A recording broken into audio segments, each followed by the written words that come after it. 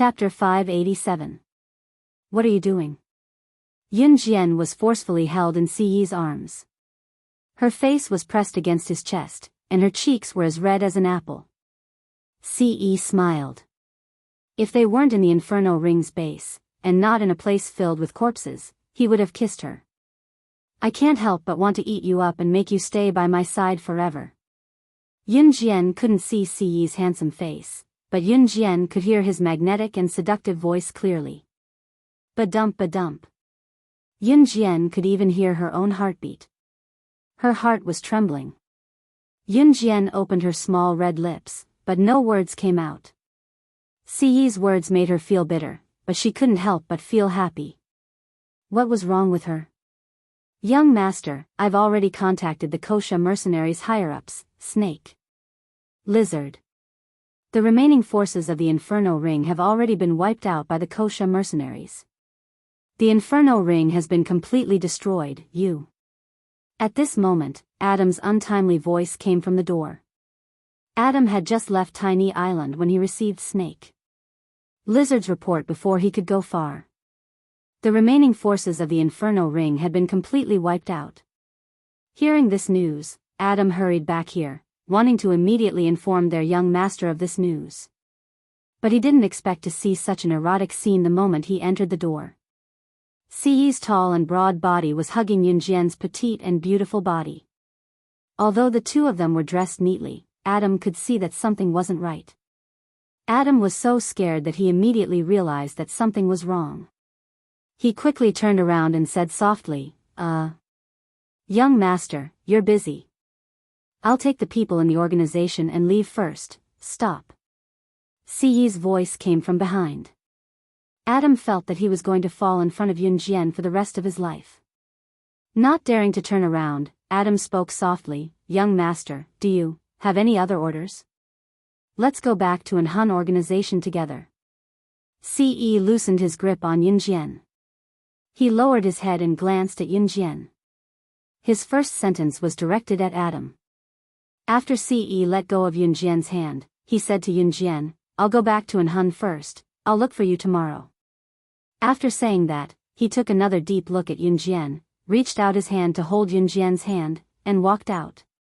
Yun Jian's hand was held, and she didn't refuse. Her red cheeks were pink and tender.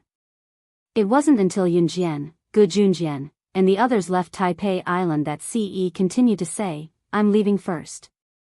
You go back to China first. We can't go back today. It's nighttime now, the cruise ship isn't sailing. I've already sent someone to book the tickets for tomorrow's cruise back to China, Gu Junjian interjected. By the time they reached Country S, it was already 6 or 7 in the evening. The cruise ship back to Country Z would only sail during the day, so they could only stay here for the night. Siyi nodded. He glanced at Yun Jian a few more times before turning to jump into the private helicopter that Adam had prepared. Adam piloted the helicopter and quickly left with Siyi. Seeing that, Gu Junjian didn't stay any longer. He brought Yun Jian and the others back to Country S's pier. They weren't in a hurry to find a hotel. Instead, they paraded along the streets near Country S's pier. Country S is one of the richest countries in the world. I've always wanted to visit this place. An advanced special forces soldier exclaimed in surprise. Me too, someone immediately chimed in. It was inevitable that Yun Jian, a girl, would attract attention when she walked with over 100 men. Chapter 588. Country S was one of the wealthiest countries in the world. However, Country S's overall military strength was the most outdated in the world. Why was that? If someone were to ask how wealthy Country S was, the answer would be that they were so poor that all they had was money. Even beggars drove sports cars like Ferraris and Lamborghinis. In fact, Country S was truly an oil kingdom. Both its oil reserves and production were ranked first in the world, making it one of the wealthiest countries in the world. Because Country S had the innate ability to produce oil, Country S's main income came from selling oil. In fact, before oil was discovered in S country, it was just a very poor country. However, ever since oil was discovered and excavated, it quickly became a country that relied on its geographical advantage to survive. However, this was only temporary. Sooner or later, these blessings of God would be used up. Country S was the only country in the world that did not allow women to get a driver's license. Hence, women's status in Country S was not high.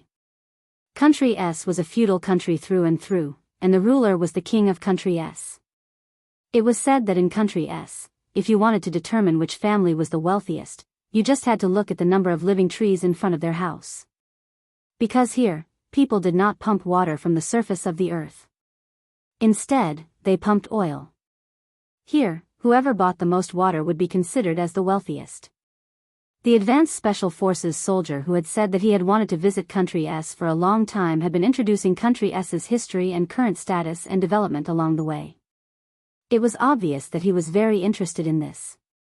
After Yun Jian and the rest had finished touring the streets of Country S, they went to a hotel early to rest. The next day, they took the cruise back to Country Z. It was only when they returned to Country Z that they felt like they were in a dream. It was as if everything that had happened in the Inferno Ring did not exist. However, it clearly existed. When they returned to Country Z, they represented their military and joined forces with the Kosha mercenaries and Hun to destroy the internationally renowned Inferno Ring. With this, the reputation of the military in Jia province would definitely soar. However, no one knew that the Inferno Ring had been destroyed. However, in less than 2 days, the news would spread all over the world, and this group of ASF soldiers led by Gu Junjian would become the target of recruitment organizations all over the world. The group of people happily returned to the military training camp. This group of people did not include Xiao Weiming, Yu Fengcheng, and the others. Everyone knew that Xiao Weiming, Yu Fengcheng, and the others were not on good terms with Yun Jian. Yun Jian's identity, on the other hand, was enough to shock anyone. After riding 5 buses back to the military training camp, before Yun Jian even got off the bus, she saw 3 figures standing at the entrance of the military training camp from afar. They were Officer Bao, Coach Su, and Ai Guishuan from F province. Looking straight at Ai Guishuan's smug expression, it was as if he had found out something incredible. Just as Yun Jian and Gu Junjian got off the bus, Ai Guishuan walked over with Officer Bao and Coach Su. "I'm sorry. The people sent by the Inferno Ring are too powerful. I joined forces with the Kosha mercenaries to capture them, but they still managed to escape," Officer Bao said to Yun Jian guiltily. Yun Jian raised a brow. "Ha ha ha. Gu Junjian, what are you trying to show off for? You failed the mission, didn't you? You're dreaming if you think you can annihilate Inferno Ring," Ai Guishuan said smugly. It was obvious that Ai Guishuan was here to boast. Chapter 589. "Huh, I knew it. How could you guys? What did you say? You've wiped out Inferno Ring? How's that possible?" Ai Guishuan's exuberant voice stopped abruptly. How's that possible? That's Inferno Ring. That's Inferno Ring. How could you guys wipe them out?"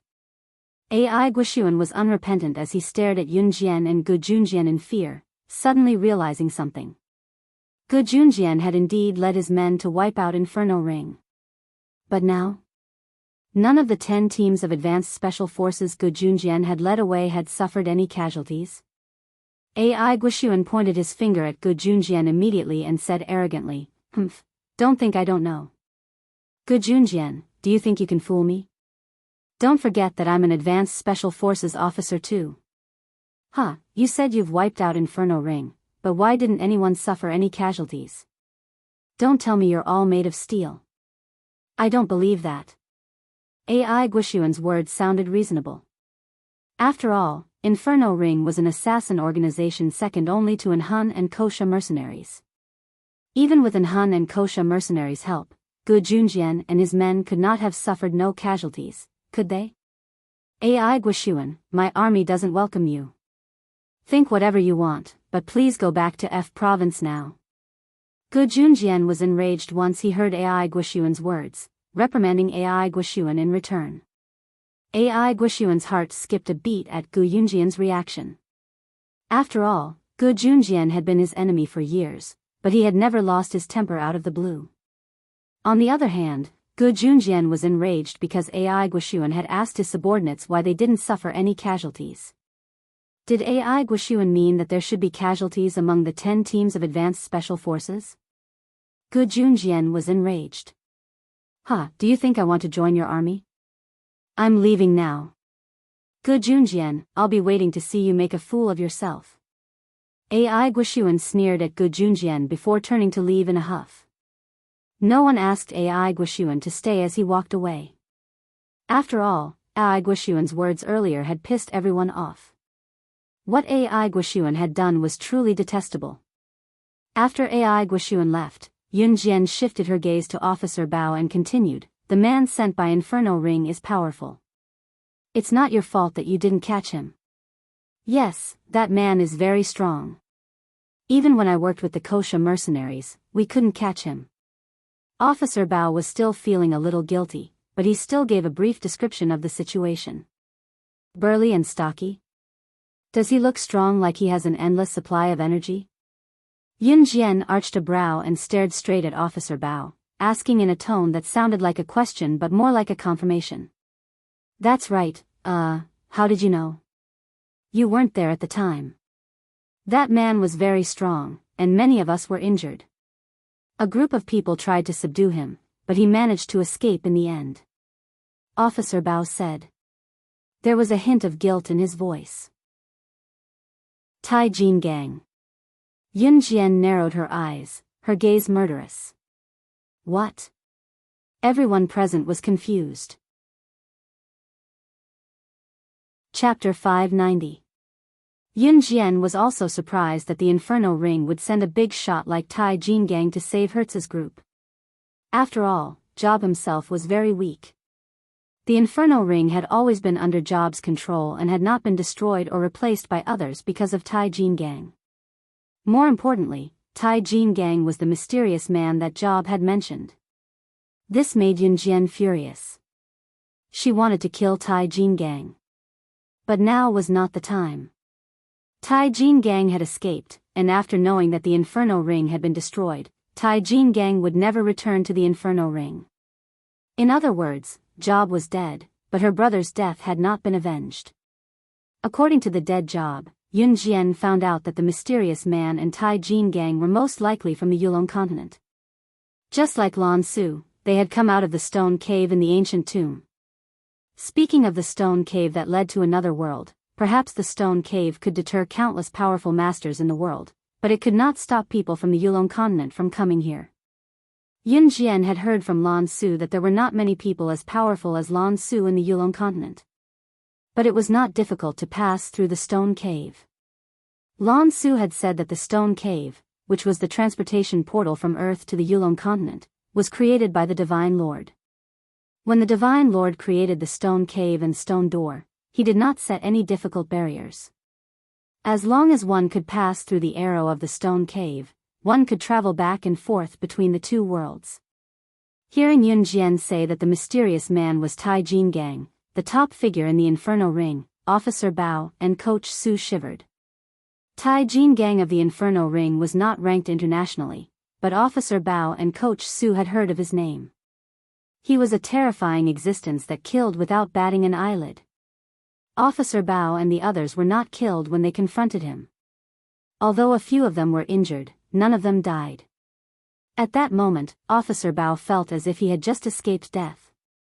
After recovering from the shock, Officer Bao and Coach Su bade farewell to Yun Jian and Gu Junjian. Officer Bao and Coach Su had come to explain the situation to Yun Jian and Gu Junjian. Now that they had said their piece, they did not stay any longer. Yun Jian and Gu Junjian did not stay any longer either. Yun Jian reminded Officer Bao to be careful in case Tai Jin Gang came to find them. Officer Bao gave them a friendly gesture and left. Yun Jian, come with me. After the advances, Gu Junjian, and Yun's orders. Gu Junjian then led Yun Jian to Team Monarch's training ground. From a distance's eyes, the Jin Gang, the ring. Look! Look, Yun Jian and Officer Gu are back safe and sound. I told you, it's just the Inferno Ring. Heh heh, my Yun Jian, and our brave and heroic Officer Gu Junjian won't fail. Chu Ning was the first to run over. Yun Jian, how is it? How is it? I was so worried. Right, why are you guys back so soon? Chu Xiangnan ran behind Chu Ning and asked Yun Jian with Chu Ning between them. The six of them stood up one after another.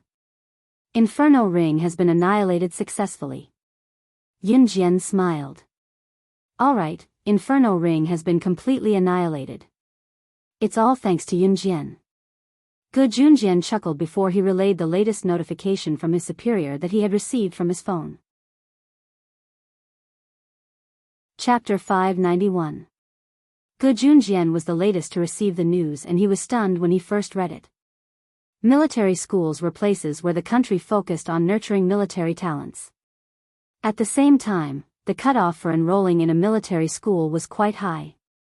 Yun Jian's 7-member team Monarch could be considered Gu Junjian's superior to have opened the channel and sent them in directly. Gu Junjian paused and turned his gaze to Yun Jian. He said to Yun Jian, you're in your 3rd year of middle school now. The lowest grade in a military school is the high school section. You'll have to wait until you're done with your 3rd year of middle school exams and enroll in your 1st year of high school. It was a helpless move. After all, Gu Junjian's superior had already arranged for the 7 members of Team Monarch to enroll in a military school. In a place like a military school, the lowest grade was the high school section. Among the 7 members of Team Monarch, Yun Jian was the youngest. In comparison, other than Yun Jian, the other 6 members were already in high school. Chu Xiangnan, Lu Shiyun, and the others were already in university. They were considered to have transferred to a military school directly. However, Yun Jian would only be in the 2nd semester of her 3rd year of middle school when school reopened after the new year. Once she was done with her 3rd year of middle school, she could enroll in a military school directly from high school. Yun Jian nodded. Enrolling in a military school was not a problem for her. Moreover, enrolling in a military school would allow her to improve her skills better. Why would she not do it? However, due to her lack of age and grade, Yun Jian was not in a hurry to enroll in a military school. Although Gu Junjian was aware of Yun Jian's identity, he treated everyone equally. He could not possibly forbid Yun Jian from enrolling in a military school just because Yun Jian was strong. However, Yun Jian's grade was not up to the standard and there was nothing he could do about it. The moment Gu Junjian finished his announcement, Chu Ning and the others were overjoyed. As soon as school started, they would be able to transfer to the same school, and it would be a military school. That's great. Our Team Monarch can go to the same school but Yun Jian can't go yet. But don't worry, Yun Jian can come in half a year's time. Chu Ning clapped her hands excitedly, overjoyed. That's right. Half a year later, Team Monarch will be able to gather at the military academy. We'll be invincible. Chu Xiangnan quickly chimed in with Chu Ning. Yun Jian only pursed her lips slightly. The members of Team Monarch were now united as one, heart to heart. How could Yun Jian not want to see such beauty? Everyone wanted to see the beauty of life. By the way, Officer Go, what's the name of the military academy that we're going to study in? Chu Ning and Chu Xiangnan were excited for a long time before they turned to look at Gu Junjian. You'll know when you get there. Gu Junjian kept them in suspense. Officer Go, is the location of the military academy in Longmen City? Lu Shiyun asked seriously. Gu Junjian replied, no, but it's in Jia province. It's in Min City, about 2 to 3 hours drive away from Longmen City. Oh. The group grew even more excited at the mention of going on a long trip. Young children yearned to go on a long trip because it was far away from home. Once they were far away from home, their parents would not be able to control them and they could do whatever they wanted. However, children who went on a long trip would miss home and parents. Gu Junjian sent them home after informing them of the news. Gu Junjian was the last to send Yunjian home because he wanted to shamelessly go to Yunjian's house again. Gu Junjian drove Yunjian back to Xinjiang town in the jeep. From afar, Yunjian saw Lan Su playing hide-and-seek with Xiao Yunju with a piece of white gauze over his eyes. Chapter 592. It was a happy chuckle. Gu Junjian drove the jeep and parked it at the entrance. Xiao Yunju was still playing hide-and-seek with Lan Su when his beady eyes caught the familiar jeep driving over. He ran over happily. "Jiejie Lan Su, hurry up. My Jiejie's back. Uncle Ji's back too." As he spoke, Xiao Yunju was already sprinting over to Yunjian and Gu Junjian with his short legs. "Jiejie, Uncle Gu, where's Ce Gij?" Xiao Yunju grabbed Yunjian's hand and called out energetically. "Your Ce Gij isn't here yet," Yunjian answered. Two silhouettes came out of the house at the same time. It was Qin Yiru. Qin Yiru was carrying a lot of things while Yun Yi was following behind Qin Yiru. "Xiao Jian, you're back. Officer Gu, you're here too." I was planning to go back to Longmen City." Qin Yiru put down the things quickly and wiped her dirty hands on her pants while looking at Gu Junjian. Qin Yiru came over to greet him. "Gu Junjian, do you want to come in and have a seat?" Qin Yiru was planning to catch the last bus back to Longmen City in the afternoon. She had stayed at Zhang Meihua's house for too long after all. Zhang Meihua's house was actually her brother's home. Her brother had a family now and Qin Yiru had stayed here for a long time. She planned to go back to Longmen City. "It's okay." Gu Junjian went over to help Qin Yiru carry the things before changing his mind. "I'm going back to Longmen City as well. I'll bring you guys back since it's on the way." "How can I accept that?" Qin Yiru was still very polite. After all, Gu Junjian was not related to her at all. Why would he help her? "Why are you embarrassed? Hurry up," Gu Junjian said as he helped Qin Yiru to carry the things into his jeep. Qin Yiru nodded and smiled. She did not reject his good intentions. Her impression of Gu Junjian had improved by quite a bit. Zhang Meihua did not seem to be at home at this time, so Gu Junjian sent Qin Yiru, Yun Yi, Xiao Yunju, Lan Su, and Yunjian back to Longmen City. After returning to Longmen City, Lan Su left. Her previous mission was only to protect Qin Yiru and the others. Gu Junjian carried all of Qin Yiru's belongings to Dong Ruan's villa personally. Dong Ruan was already out of the province by now. She was only free these few days, so she had left the province to visit her relatives outside the province. It was the end of the year. Yunjian planned to visit Qin Yu's house with Yun Yi tomorrow morning. After all, they had planned to visit on the 12th of the new year due to the incident, but it was delayed again and again. Yunjian slept on the big bed that she had stayed in for a long time. Returning to Dong Ruan's house in Longmen City from Xinjiang town, she was at peace as she smelled the familiar scent on the bed. Ce room was right next to hers, but Ce was not there at the moment. It was strange. Why was she missing him again? Shaking her head, she dismissed the thought. Suddenly, Yunjian's door was pushed open from the outside. After locking the door, the person climbed onto her bed at lightning speed. Yunjian's door was locked. She frowned and was about to make a move when a familiar scent wafted into her nose. Even if it was pitch black, she could still clearly feel his presence. "Why are you back?" Yunjian was surprised. "Did he not say that he would be back tomorrow?" "Because I miss you." Ce hugged Yunjian tightly. Suddenly, a series of knocks came from the door. It was followed by Xiao Yunju's complaining voice. "Mama Qin, Xiao Zhu went to pee just now and really saw a burglar running into Jiejie's room. He went in with a swoosh. Will Jiejie be in danger?" Chapter 593. The sudden noise at the door made Yunjian's eyelid twitch. Under the blanket, Ce was still hugging her close. His fresh and pleasant scent filled her nostrils, giving her a sense of contentment and refreshment. Xiao Jian?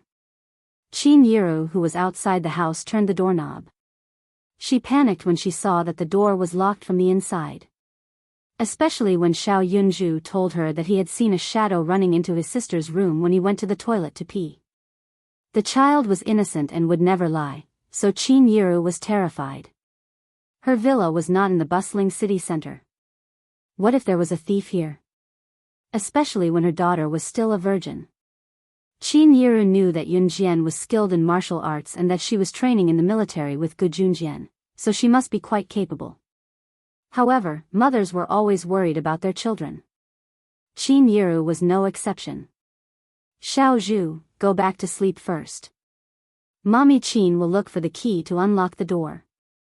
Qin Yiru thought that something had happened when she failed to wake Yun Jian up. She quickly carried Xiao Yunju back to the room and went to Dong Ruan's room to search for all the keys to the villa. Yun Jian's bedroom. Hearing Qin Yiru's footsteps running out, she blushed. Qin Yiru had gone to look for the key, which meant that the door would be unlocked later even if she stayed in bed without making a sound. Get up now. Yun Jian sat up and pushed Ce hard. In spite of it, Ce refused to let go of her like he was made of steel. No, he uttered slowly with his chin pressed against Yun Jian's head. Ce had rushed back to an Hun group in a hurry and had Adam send him back to Longmen City with a helicopter in the middle of the night.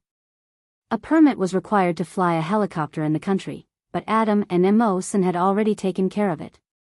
Once he was back in Longmen City, Ce went home to look for Yun Jian. An Hun group had connections in Longmen City as well. A simple check would reveal that Yun Jian and Qin Yiru had returned to Longmen City from Xinjiang town. Leave now. If my mom sees us, we won't be able to clear our names even if we jump into the Yellow River. Yun Jian sat up straight while Ce pressed against her. She nudged Ce, but Ce was unmoved. Isn't that perfect? Ce arched a brow, looking devilishly charming under the moonlight. But to Yun Jian's eyes was looking like he was asking for a beating. You're not leaving? Our relationship ends here then, Yun Jian threatened softly with a twitch of her lips, but it was obvious that she was not serious. End here? Xiao Jian, you're mine for the rest of your life. Do you still want to escape from me? Ce hooked Yun Jian onto the bed and pounced on her. Qin Yiru's footsteps came from the door. It was obvious that she had found the key to the room. Ce was pouncing on Yun Jian on the bed like he was on top of her. Yun Jian's eyes widened as she raised her leg to kick Ce, only to be held down by his thigh. Xiao Jian, if you move again, I'll make you mine completely right now, Ce said softly, his breathing heavier. Ce and Yun Jian's movements were soft, so Qin Yiru, who was outside the door, could not hear them at all. Qin Yiru had already inserted the key into the lock in a panic. Chapter 594.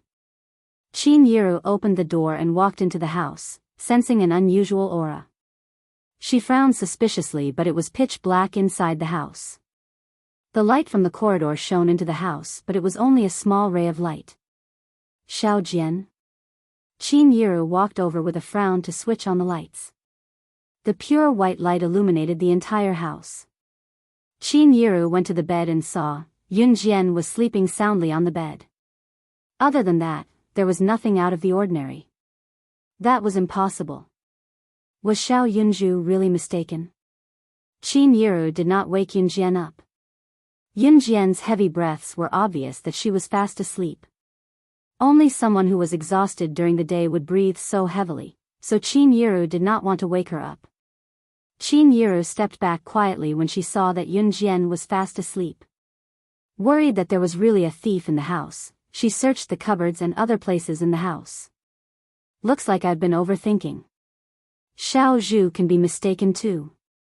He's still a kid after all, Qin Yiru mumbled to herself softly. She then went to the door to switch off the light switch in the house. Qin Yiru turned to look again and suddenly realized that the window beside Yun Jian's bed was still open. The curtains fluttered slightly in the chilly winter night breeze. This kid. He even forgot to close the window when he was sleeping. Qin Yiru was satisfied yet helpless. Shaking her head lightly, she stopped turning off the light switch and went to the window. Qin Yiru did not know that a pair of fair, slender, and well-defined hands were hanging on the wall outside the window. If there was someone outside the mansion and it was broad daylight, that person would be able to see Ci's 1.85 meters tall frame hanging on the wall with one hand hanging there easily. If there was someone else, they would probably be screaming in fright. Adam and Emosen would probably be screaming if they saw it. How dare our young master do such a perverted thing for a woman? Qin Yiru felt that the atmosphere was a little strange. She stuck her head out of the window and peered down. When she did not see anyone, she finally closed the door and windows in relief before switching off the light switch in Yunjian's room and locking it after closing the door. She locked it this time because Qin Yiru was afraid that if there was really a thief, the thief would enter Xiao Jian's bedroom directly from outside the house. What she did not know was that her locking of the door had increased the thief's theft. It was only when Qin Yiru closed the door that Yunjian woke up from her pretending to be asleep. She realized that Qin Yiru had gone to close the window while Ce was hiding outside. She thought about it and got up to find a pair of slippers under the bed to go to the window. Just as she was about to open the window, she remembered that Ce had refused to leave and hugged her tightly. Just when she thought that Qin Yiru was going to find out, he had blinked out of the window. Thinking about it, Yunjian decided not to let Ce into her room. However, considering that he would catch a cold outside, she could not help shouting out the window worriedly, "Go back to your room, quick. See you tomorrow." With that, Yunjian crawled to her bed in the dark under the moonlight. Just as she did so, she felt the cold wind blowing in from the window behind her. A large and slender figure hugged her instantly. Familiar and alluring words came from behind her. "Xiao Jian, do you think I can't come in just because you locked the window?" Chapter 595. It was just a locked window. It was nothing to Ce. Being hugged by Ce out of the blue and pressed down on the bed, her cheeks flushed crimson. "Did we do anything just now? Get up, I'm going to sleep." Yunjian pretended that she did not understand anything, but she was already blushing uncontrollably. She blushed like a child who had tasted the forbidden fruit. Yunjian pushed Ce away. Ce did not make things difficult for her this time. Suppressing his desire, he turned over and held Yunjian's hand, facing her sideways. He kept his eyes on Yunjian. "Okay, go to sleep." Ce's gentle voice was like the spring breeze in summer, intoxicating and irresistible. This time, Yunjian really closed her eyes. Perhaps it was because she had not been sleeping soundly recently after wiping out the Inferno ring, or perhaps it was because too many things had happened recently. Yunjian fell into a deep slumber peacefully under Ce's gaze. While she was fast asleep, Yunjian could still feel Ce's firm embrace. His embrace was so warm that it gave her a feeling of being enveloped in fresh air, making her feel extremely relaxed. "Xiao Jian." Yunjian could still hear his gentle voice calling her nickname in her dreams. After Yunjian fell asleep, Ce did not. Extending his long bony fingers, he only touched Yunjian's forehead gently after making sure that she was sound asleep. He slid his hand from Yunjian's forehead down to Yunjian's neck and collarbone. Then, his hand moved up from Yunjian's collarbone to the left side and finally cupped Yunjian's head. His large frame leaned in and finally, he caught Yunjian's luscious red lips. His magnetic lips gently brushed against Yunjian's beautiful lips. "I really want to rub you into my body so that you won't leave me for the rest of your life." Ce's slender fingers gently ran through Yunjian's hair. He murmured softly, his eyes filled with deep love. The next morning, Yunjian woke up at 7:30 a.m. After she got up, she rubbed her forehead and stood up. Ce was no longer by her side, leaving only his faint, fresh scent on the bed. It was faint, but it smelled good. Every time he slept beside her, Yunjian would always wake up very late. Yunjian moved a little and then stood up. She tidied up the creases in her clothes and then stood up to open the door. Usually, Yunjian woke up at 6 o'clock at the latest. She usually woke up at 4 o'clock, went out for a morning run around 5 o'clock, and came back around 6 o'clock. 7:30 a.m. was already very late for Yunjian. Just as Yunjian came downstairs, she saw a towel hanging on her brother Yunyi's shoulder. It was obvious that he had just come back from working out. Although it was winter, Yunyi was so hot that he was only wearing a t-shirt that exposed his muscular arms. Ever since Yunyi practiced with Yunjian and Zhang Xiaofeng, he had never stopped. Xiao Jian, call me when you're leaving later, Yunyi said and went up the stairs, wiping his sweat. Yunjian answered. Yunyi was, of course, referring to Qin Yu's New Year visit. It was then that Xiao Yunju's voice came from the door. Gij, there are so many lollipops and snacks. Are they all for Xiao Zhu? Chapter 596. And Xiao Yunju walked into the house with a few people following behind them. These people were obviously movers, and at this moment, they were moving box after box of packaged snacks from outside into the house. Yunjian was familiar with the last person to walk in. Wasn't this the owner of the store in Xinjiang town? Yunjian immediately recalled the scene on New Year's Day when bought everything in the store in Xinjiang town in front of everyone. He had emptied the store of all the items. At that time, had handed a bank card to the owner and asked him to pack up everything in the store and send it home. He would then return the bank card to him. Clearly, the owner had fulfilled his promise and sent all the things in the store over in trucks today. The items that the owner sent over were all snacks. Some daily necessities and other miscellaneous items in the store were not sent over. The owner walked into the house and checked the items. Then, under Xiao Yunju's expectant gaze, he returned the bank card to and said to I've already spent the money. I won't charge you even if you pay me 10 times the price. I only want the retail price. I, old Wang, am upright and honest. I've always been magnanimous. I don't want more money from you. Also, I don't think you guys need the other things in the store, so I didn't pack them all up. These snacks should be enough to last you for a while. The owner explained. Actually, when said that he wanted to buy everything in the store for 10 times the price, the owner was very shocked. However, the owner was never someone who liked to take advantage of others. He did not want more money from Okay. Admired the owner's integrity. He did not poke at the owner's integrity and took back the bank card. After the owner sent the piles of snacks over, he did not stay for long and left after saying goodbye. When the shop owner left, he took away the movers who came to move the things. Once the owner left, Xiao Yunju shouted happily, "Oh! Yay yay yay, so many lollipops, so many potato chips, brother is the best." Xiao Yunju shook Yi's hand and rushed to the snacks. You can't eat too much snacks, they're not nutritious. Xiao Zhu, you can only eat 3 things a day. You can't skip the main course just because you have snacks. Yunjian couldn't help but remind him. Okay. Yunju hugged the 3 packets of chips in his arms obediently and nodded, shaking them up and down. In fact, Xiao Yunju was very obedient. It's time for breakfast. Wash your hands. Breakfast is ready. Qin Yiru walked out of the kitchen while rubbing her hands. However, as soon as she walked out, Qin Yiru was surprised by the boxes of snacks in front of her. Ah! So many snacks. Who bought them? Qin Yiru was shocked. Mama Qin, Gij bought them for me.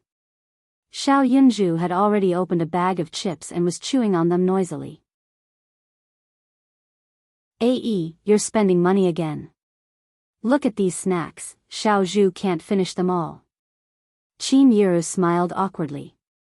Qin Yiru did not know that had bought everything in Xinjiang town, nor did she know about the relationship between and Yunjian, which was why she felt awkward.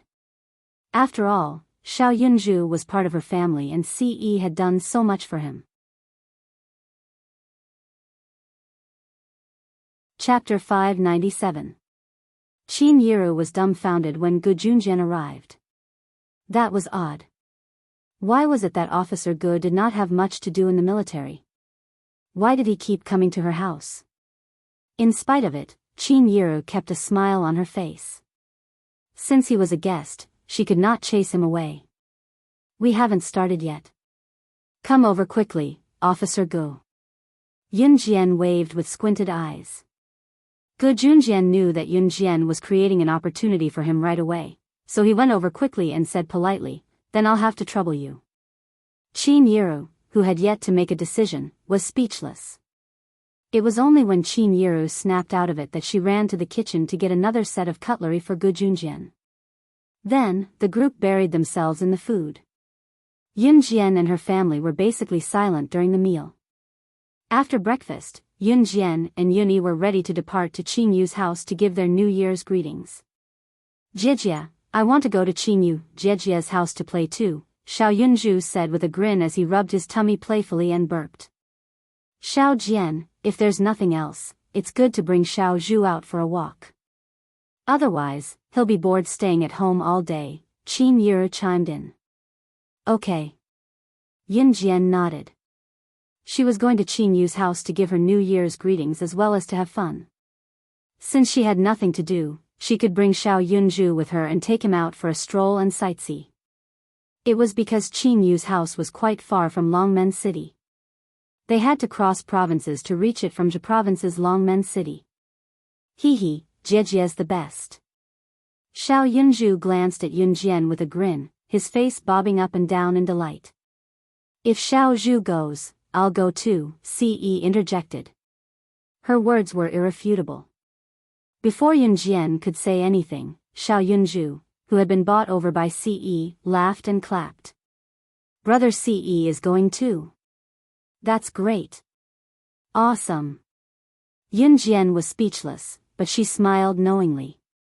Qin Yiru cleaned up the bowls and chopsticks, and Gu Junjian helped to clean up and carry them to the kitchen.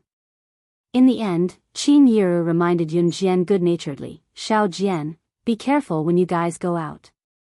There are a lot of bad guys out there, don't get fooled.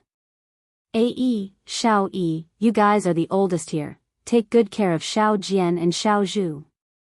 Auntie, don't worry. I'll take good care of Xiao Jian and Xiao Zhu." Ce turned to Qin Yiru with a glimmer in his eyes. Ce paused when he said Xiao Jian. The meaning of "take care" was different. Qin Yiru, on the other hand, did not realize anything. "I'm relieved with Ai's promise." Qin Yiru smiled. By the time the bowls and chopsticks were cleared, Yun Jian and her friends had already left. Xiao Yunju even carried a small backpack, saying that they should not forget to do the homework assigned by the school teachers every day even when they were traveling. After Yun Jian and her friends left the house, Qin Yiru filled a basin with water and started mopping the floor. When she saw that Gu Junjian was still there, she suddenly remembered that Xiao Zhu had left as well. Was it not just her and Gu Junjian left under the roof? Just as she thought about it, Qin Yiru accidentally knocked the mop into the basin. With a splash, the water in the basin splashed out. "Ah!" Qin Yiru yelped in fright and slipped, stepping on the water that had spilled out of the basin, causing her to fall backward. "Watch out!" Gu Junjian dashed over from a dozen meters away. He was in his 40s but his physique was still strong. Chapter 598. Ouch! Qin Yiru fell hard on the ground. She had already closed her eyes, waiting for the intense pain when her heavy body landed on the ground. But who would have thought that the moment she landed on the ground, she did not feel any pain at all. It was as if she had fallen on a meat cushion. Meat cushion? Where did this meat cushion come from? Gu Junjian let out a heavy groan from her back. Qin Yiru quickly stood up. Just as she turned around, she saw that Gu Junjian had fallen on the ground and used himself as a meat cushion for her. Her eyes suddenly flashed. She quickly stood up and turned around. "Officer Gu, what are you doing?" Qin Yiru was shocked. She quickly ran over to help Gu Junjian up. "Hey, I'm fine. I'm still healthy." It's not a problem, Gu Junjian said stubbornly. Then, he knocked on his back where Qin Yiru was lying on and asked Qin Yiru, "Are you okay? Are you hurt anywhere?" I'm fine, Qin Yiru said and turned around. If Gu Junjian looked carefully, he could even see that Qin Yiru's eyes were filled with tears. Qin Yiru did this because she was touched. Although her son and daughter were filial, they could not stay by her side all the time. Gu Junjian was not related to her, but he would rather protect her than get hurt. Qin Yiru was very touched. Very touched. She even felt that if Yun Gang had treated her 1/10 as well as Gu Junjian, she might have been able to spend the rest of her life with Yun Gang. Don't cry. What's wrong? Gu Junjian naturally realized that Qin Yiru was carrying him. Her tears fell down. He was so shocked that his face froze. He was at a loss. No, it's nothing.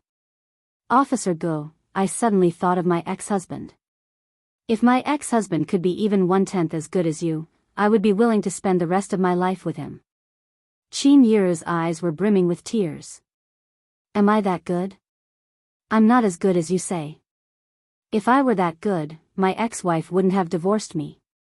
Gu Junjian was shocked. Then, he felt a little sad after hearing what Qin Yiru said. Officer Gu, don't talk about yourself like that. In the eyes of us women, you are the best husband. Your ex-wife didn't have foresight. Otherwise, how could she leave you, who is so outstanding? If it were me, I wouldn't leave you even if you beat me to death. Since they had talked about it, Qin Yiru opened her heart and began to talk freely. Then, why don't we get married? Gu Yunjian's next words shocked Qin Yiru. Qin Yiru was stunned for 3 seconds. She finally opened her mouth and said blankly, Officer Gu, please don't joke around. Gu Junjian took the opportunity to hold Qin Yiru's hand and said to Qin Yiru, I'm not joking. We're not young anymore. Our children are growing up soon. If you're willing, let's get married and spend the rest of our lives together. If you don't agree, I, Gu Junjian, won't force you. Qin Yiru hesitated when she saw the sincerity in Gu Yunjian's eyes. Alright, I won't force you. Yiru, think about it. Gu Junjian laughed and became serious again. But I'm serious about this. We've been through this before, even though we haven't known each other for long. I'll wait for your answer. As he spoke, Gu Junjian helped Qin Yiru clean up the water stains on the floor. After he tidied up everything, he bade her farewell and left. Qin Yiru, on the other hand, fell into a deep silence. Honestly, it was not that she did not have feelings for Gu Junjian. Although she and Gu Junjian had not known each other for long, the chemistry between them was unusually good when they chatted with each other. Some people did not need to know each other well, but they were born as if they were old friends who had known each other for decades. Chapter 599. Now that Gu Junjian had divorced his ex-wife and she was divorced from Yun Gang, there was no way she would reconcile with Yun Gang again. Now that there was such a great opportunity before her, of course, she would not miss it. Qin Yiru was someone who had lived half her life and could read people's minds. To Yun Gang and the others, she might be a good tool to earn money, but to Gu Junjian, who was in a high position, he would not gain anything from her. It was apparent that Gu Junjian truly had such intentions. Qin Yiru did not think that she was the kind of person who would cling to power. She did not care how high Gu Yunjian's position was. She really thought that she could get along well with Gu Junjian. Now that Xiao Jian and Xiao Yi were grown up, their children would have to leave sooner or later. Qin Yiru thought that if she were to find a partner in the future, she would have to find someone who was compatible with Gu Junjian. She could not marry someone she was dissatisfied with. It was undeniable that Qin Yiru wanted to agree to Gu Yunjian's suggestion right away. After all, it was not like she had no feelings for Gu Junjian. However, Qin Yiru was afraid that if she agreed, what if Xiao Jian and Xiao Yi did not agree to it? Therefore, Qin Yiru thought that she would ask for Yun Jian and Yun Yi's opinion when they came back. On the other hand, Yun Jian, Yun Yi, Ce, and Xiao Yunzhu had already stepped out of the house. At the same time, F Province's military training camp. Chief Yuan was Gu Junjian and Ai Guoxuan's commanding officer. He was also F Province's commanding officer, so his position was the same as Zhe Province's commanding officers. Currently, in F Province's military training camp, Chief Yuan had gathered Ai Guoxuan and the other captains of the advanced special forces in his office. "Officer Yuan, why did you summon us in such a hurry? Is there a secret mission?" A tall and muscular man asked Officer Yuan. In this office, Officer Yuan's position was the highest. Ai Guoxuan, who had rushed here after receiving the notice, was rather confused as well. Officer Yuan was standing on the podium. His dark eyes scanned the audience, and then he said in a serious tone, "I heard that our F Province's army was also invited to the mission to eliminate the Inferno Ring. Why didn't you join in the end? Who was the one who came to such a conclusion without consulting me?" The group of officers sitting below looked left and right. Ai Guoxuan suddenly stepped forward and said, it's me. He was the one who rejected Yun Jian's invitation and refused to work with Han and Kosha mercenaries. Today, it was most likely that the idiot Gu Junjian had brought his men to work with the unreliable organizations like Han and Kosha mercenaries. In the end, they were all wiped out, right? In any case, he would rather die than believe that Gu Yunjian's army could really wipe out the Inferno Ring. The Inferno Ring has been wiped out. There were 3 batches of men who wiped out the Inferno Ring, Han and Kosha mercenaries. These 2 organizations were powerful, so the people in the underworld had nothing to say. But there was another group that I didn't expect. They were the 10 teams of advanced special forces led by Zhe Province's Gu Junjian. Right now, Zhe Province's army is famous even internationally, let alone in Z Nation. I heard that our army was invited as well, but you refused to join. Ai Guoxuan, oh, Ai Guoxuan, how dare you decide on such an important matter without informing me? Chief Yuan pointed at Ai Guoxuan and scolded him. Chapter 600. How is it impossible? Chief Yuan yelled and grabbed a handful of newspapers in front of him, smashing it on Ai Guoxuan's face. Take a good look. Take a good look. Who doesn't know that Inferno Ring has been annihilated? This has caused a huge uproar internationally. Chief Yuan raised his voice. With that, Gu Yunjian's military gained a great reputation. Even the key international military forces were throwing a football at Gu Yunjian's 10 ASF squads. Even if Gu Yunjian's 10 ASF squads were not that powerful, they had participated in the annihilation of Inferno Ring. With such a thing in place, his future was bound to be limitless. This was what Chief Yuan resented. Ai Guoxuan had rejected Yun Jian's invitation for such an important matter. If it were not for Officer Bao who reported it to him, he would probably still be in the dark. Ai Guoxuan quickly picked up the newspaper and skimmed through it. His attention was drawn to the bright red words at the top of the page, shocking.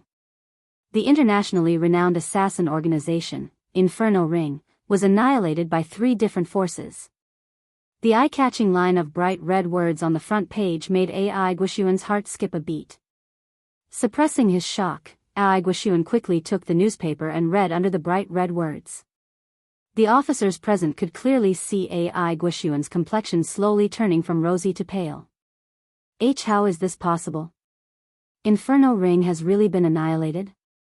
Ai Guoxuan's hand that held the newspaper trembled violently as he recounted the most terrifying thing in disbelief. The annihilation of Inferno Ring was all because of Yun Jian's words. Yun Jian, on the other hand, was only a member of the advanced special forces. Ai Guoxuan, go home and reflect on yourself. Humph. Chief Yuan was pissed off no matter how he looked at Ai Guoxuan. He snorted and turned to leave the place. The officers around them avoided Ai Guoxuan like he was the plague when they saw Chief Yuan scolding Ai Guoxuan. Judging from Ai Guoxuan's reaction, it was not hard to imagine how the 7 members of Battling Dragons would react when they found out. Yun Jian, she was close to their age, but what was the truth? Her ability was something that none of them could compare to even if they were to combine their abilities together. On the other hand, Yun Jian, who had just left home while holding Xiao Yunju's hand, brought her brother, Yun Yi, and Ce to New Cruise. Yun Jian did not plan to take the bus to Qin Yu's house. She planned to drive there. Of course, it would be troublesome if she was caught by the traffic police at her age without a driver's license. Therefore, Yun Jian decided not to drive herself. She asked Ce to drive. Ce's Lamborghini only had 2 seats. Actually, it was not limited to just 2 seats. There were back seats in his supercar, but the space was smaller and there was no door at the back. There was only one way to climb to the back seat: step on the front seat and jump to the back. Yun Jian and Xiao Yunju were small in size, so Yun Jian carried Xiao Yunju to the back seat first before hopping onto the back seat herself easily. The back seat was small, but it was enough for Yun Jian and Xiao Yunju. "Sis, are we driving to Sis Qin Yu's house?" Xiao Yunju tilted his head and asked Yun Jian.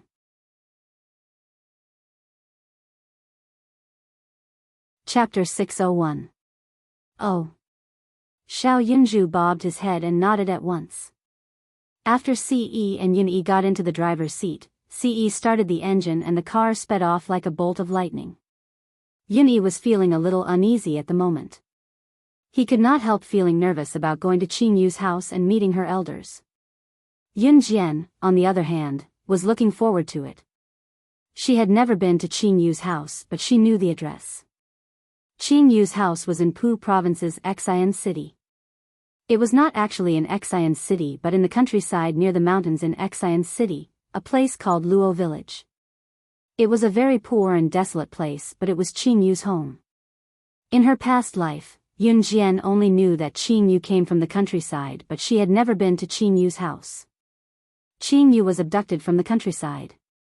It was said that she was abducted by human traffickers. Qin Yu was not young then and was at the age where she could remember things. Snake. Lizard took a fancy to Qin Yu's talent and taught her the art of poison. Due to her talent, Yun Jian took her into work for her. When Qin Yu was capable, it was not difficult for her to find her home due to her childhood memories. Before they came, Yun Jian picked out a few items that could be used for New Year's greetings from the pile of snacks sent by the shop owner and brought them along. These items were not actually worth much. If Qin Yu wanted them, she could buy them in bulk with her wealth. In spite of it, Yun Jian knew that the people of Country Z focused on socializing during the New Year. Gifts did not need to be expensive as long as there was sincerity. Therefore, Yun Jian did not plan to buy anything that was too expensive. The car took the highway from Longmen City and drove for 7 to 8 hours before they arrived at Xian City. It was a long journey and it took a lot of time to travel from Xian City to Luo Village. It was only when they arrived at Luo Village's entrance that Yun Jian shook Xiao Yunju awake. "Jijia, have we arrived?" Xiao Yunju rubbed his round eyes that had just woken up and asked. "Yes." Yun Jian nodded and replied. Since she did not know how to get to Qin Yu's house, Yun Jian asked for the house number first. As for Ce's Lamborghini, it was parked at the entrance of Luo Village. Luo Village was not rich. The roads in Luo Village had not been paved yet. Not to mention cement roads, there were potholes everywhere. It was not suitable for driving at all. "I don't know where her house is." "Let's follow the house number," Yun Jian said as she picked up a box of instant noodles. In this day and age, there were only a few kinds of New Year's gifts, a box of drinks or a box of instant noodles. Rich people would give pecans, and even richer people would give torreya. Yun Jian's petite body had just picked up the box of instant noodles when a pair of fair, bony hands stopped her and directly took the box of instant noodles from Yun Jian's arms with one hand. "I'll do it." Ce's pleasant voice rang out. He then carried the box of instant noodles with one hand and grabbed Xiao Yunju, who had just woken up, with the other, heading to Luo Village without a word. Yun Jian smirked. Seeing that her brother Yun Yi was also heading to Luo Village with a box of Wangzai milk, she quickly followed. Yun Jian did not know the exact location of Qin Yu's house. She only found it after asking a few passers-by. It was already 5 o'clock.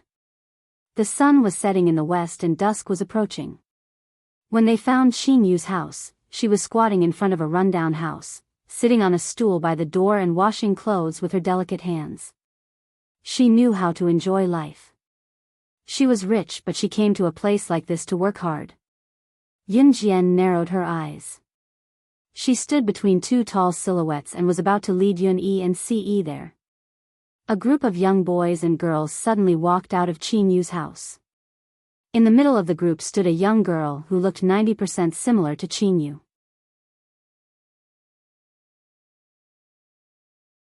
Chapter 602. As soon as the girl who resembled Qin Yu finished speaking, the group of young men and women around them burst into laughter. Qin Yu, who was washing clothes at the front yard, was unmoved. The girl was none other than Qin Yu's biological sister from the same father and mother, Lu Qi. Qin Yu's original name was Lu Xian before she was abducted. Qin Yu was only her code name.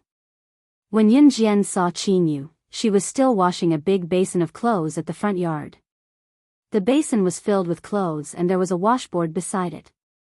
Qin Yu was currently washing a piece of clothing. All four of them could hear Lu Qi's voice. With a frown, Yun Jian led the trio over to her side in quick strides. "Get her out. Get out of our house. Get out of our house. It's all her fault that Mom died. It's all her fault. If she wasn't playful back then, she wouldn't have been abducted. Mom wouldn't have died." Yun Jian and the rest were already at the front door when furious curses came from the house. Then, a young man of about 18 or 19 ran out of the house. There was an old man in his 50s or 60s following behind him. The old man dragged the young man who had just cursed out sorrowfully, limping out while tugging on the young man's sleeve. Yun Jian's eyes glinted. She did not know much about Qin Yu's family. Qin Yu had only found her home in the recent 2 years. After she found her home, Qin Yu would return home during every festival, but she would return to the kosha mercenaries soon. Yun Jian did not know much about her and it was her first time at Qin Yu's house, so she was surprised to see this. "Dad. Your leg hasn't recovered yet. How can you walk?" Qin Yu saw the old man tugging on the young man's sleeve as he ran out. She stood up and went to the old man without a word. The old man was none other than Qin Yu's biological father, Lu Tai. He was an authentic farmer. Luo village had no other source of income. Most of the villagers here relied on nature for a living. They would farm and plow the land. After the harvest, they would sell it for money. "Scram, I don't need your hypocrisy." The young man suddenly pushed Qin Yu away and scolded her. Qin Yu was pushed hard. She was used to her steady gait and did not fall to the ground, but her heart felt like it was being pricked by needles. "My Xiao Xian." Qin Yu's biological father, Lu Tai, wiped away his tears and walked to Qin Yu. "Brother, I'll call uncle over to judge. This kind of person still dares to stay in our house." "Humph." Lu Qi spat at Qin Yu and said to the young man. Then, she gathered her friends and ran out to look for them. The young man who had cursed earlier was Qin Yu's biological brother, Lu Ziyun. Qin Yu had 3 children. Lu Ziyun was the elder brother, Lu Qi was the elder sister, and Lu Xian was Qin Yu's real name. Lu Tai was Qin Yu's biological father while Qin Yu's biological mother was no longer alive. Qin Yu was disobedient when she was young. She insisted on going out to play because she was about 7 to 9 years old then. She wanted to play hide-and-seek with her mother but was abducted. Qin Yu's mother saw Qin Yu being abducted into a van. By the time she chased after them, the van had already driven away. Since then, Qin Yu's mother had lost her appetite for food and became haggard. As a mother, Qin Yu's mother and Lu Tai had never given up on searching for their lost daughter.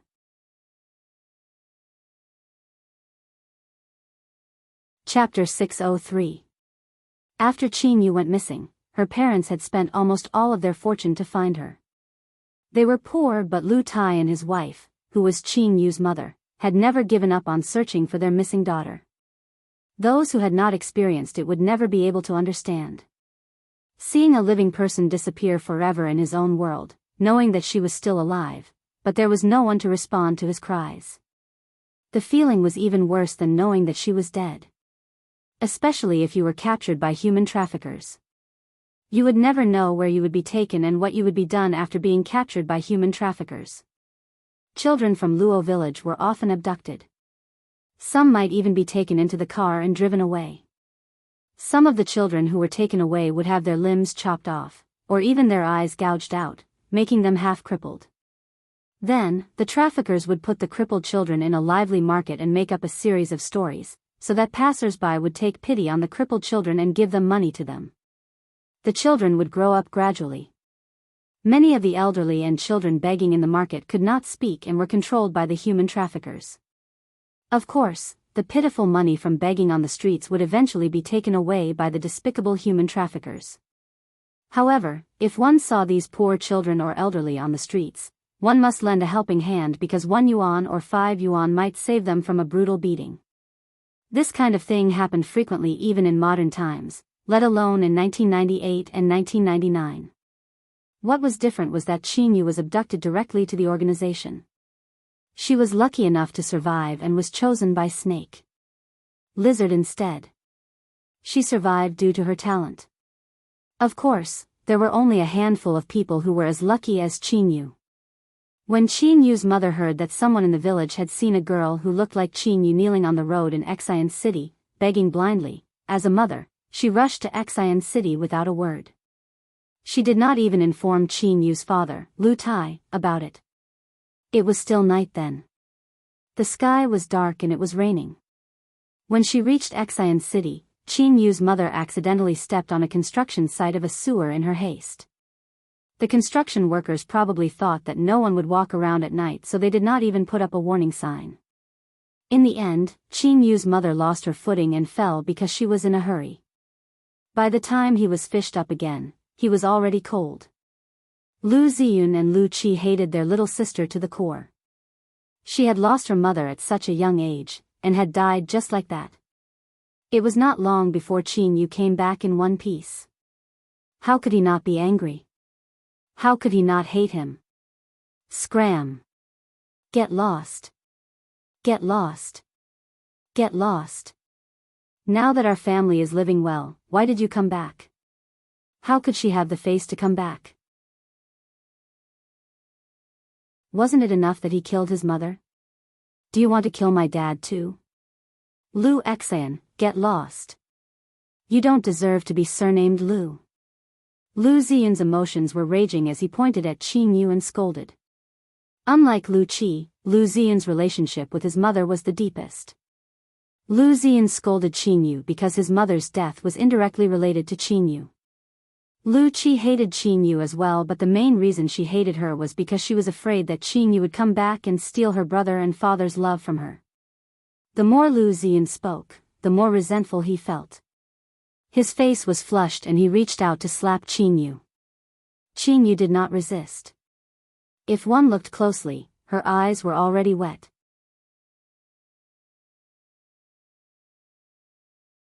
Chapter 604. Lu Ziyun's hand that was about to slap Qingyu's cheek was stopped by Yunjian. His expression was sour. Ce and the other 2 girls had come over as well. Ce held Xiao Yunju with one hand and placed the box of instant noodles on the floor with the other. Yunyi placed the Wangzai milk on the floor as fast as he could. His brows were locked in a frown, having heard how Lu Ziyun and Lu Qi had spoken to Qingyu. How could Yunyi not be pissed when the person he missed was standing right in front of him and she was crying? Yunyi went over and stood in front of Qingyu, blocking Lu Ziyun's path. And who are you? Lu Ziyun's tone turned haughty when he saw Yunjian out of the blue. Lu Ziyun gave off the vibe of a hooligan to begin with. Not to mention, there was a tattoo on his collarbone. Combined with the tattoo below his collarbone, it wasn't hard to tell that his tattoo was a dragon. Lu Ziyun was already 18 or 19 years old, but he had quit school long ago. Now, he was in Xian City's underworld, working with gangs and earning some money. Although Lu Ziyun looked like a gangster, he was not such a person to begin with, nor was he such a degenerate. Ever since his mother passed away in an accident, however, he had become what he was today. Lu Tai's hair had already turned white. After his youngest daughter, Lu Xian, went missing, he and his wife had been searching for her day and night. At the same time, they had to rely on their meager income to survive. His eldest son had fallen since his mother passed away and even picked up some bad habits. His eldest daughter was the only one who was somewhat obedient. Ever since his wife passed away, Lu Tai had not been living a peaceful life until today. It was then that his youngest daughter came back on her own. Here came the dilemma. He could forgive his youngest daughter for her ignorance when she was young, but his son and eldest daughter would not agree. What could Lu Tai do? As the child's parent, he was the most troubled. Sister Jian. Qin Yu could no longer hold back the tears in her eyes when she saw Yun Jian and Yun Yi, who suddenly appeared in front of her to shield her. Even Qin Yu, a high-ranking member of the Kosha mercenaries, who could still stand calmly in front of Yun Jian and call them impudent when facing the group of old men from the Kosha mercenaries earlier, could not resist the friction of kinship. Don't cry, we're here. Yun Yi suddenly turned around. He reached out to gently wipe away the tears at the corner of Qin Yu's eyes. Qin Yu nodded. Actually, Qin Yu was already immune to the way Lu Ziyun and the others treated her.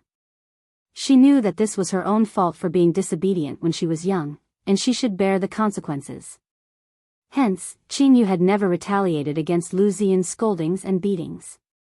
Her biological mother had also died because of her. Qin Yu was not a heartless person. However, when she saw Yun Jian and Yun Yi standing in front of her, especially when Yun Jian stood in front of her and said, "She's mine. How dare you hit her?" Qin Yu could not hold back her tears and they fell. I don't *king care who you are. This is my family's business anyway. You outsiders are not allowed to butt in. Lu Ziyun guffawed. Ce was standing on the side, holding the hand of Xiao Yunju, who was shaking his head in bewilderment, but he did not say anything. It was not appropriate for him to intervene in such matters.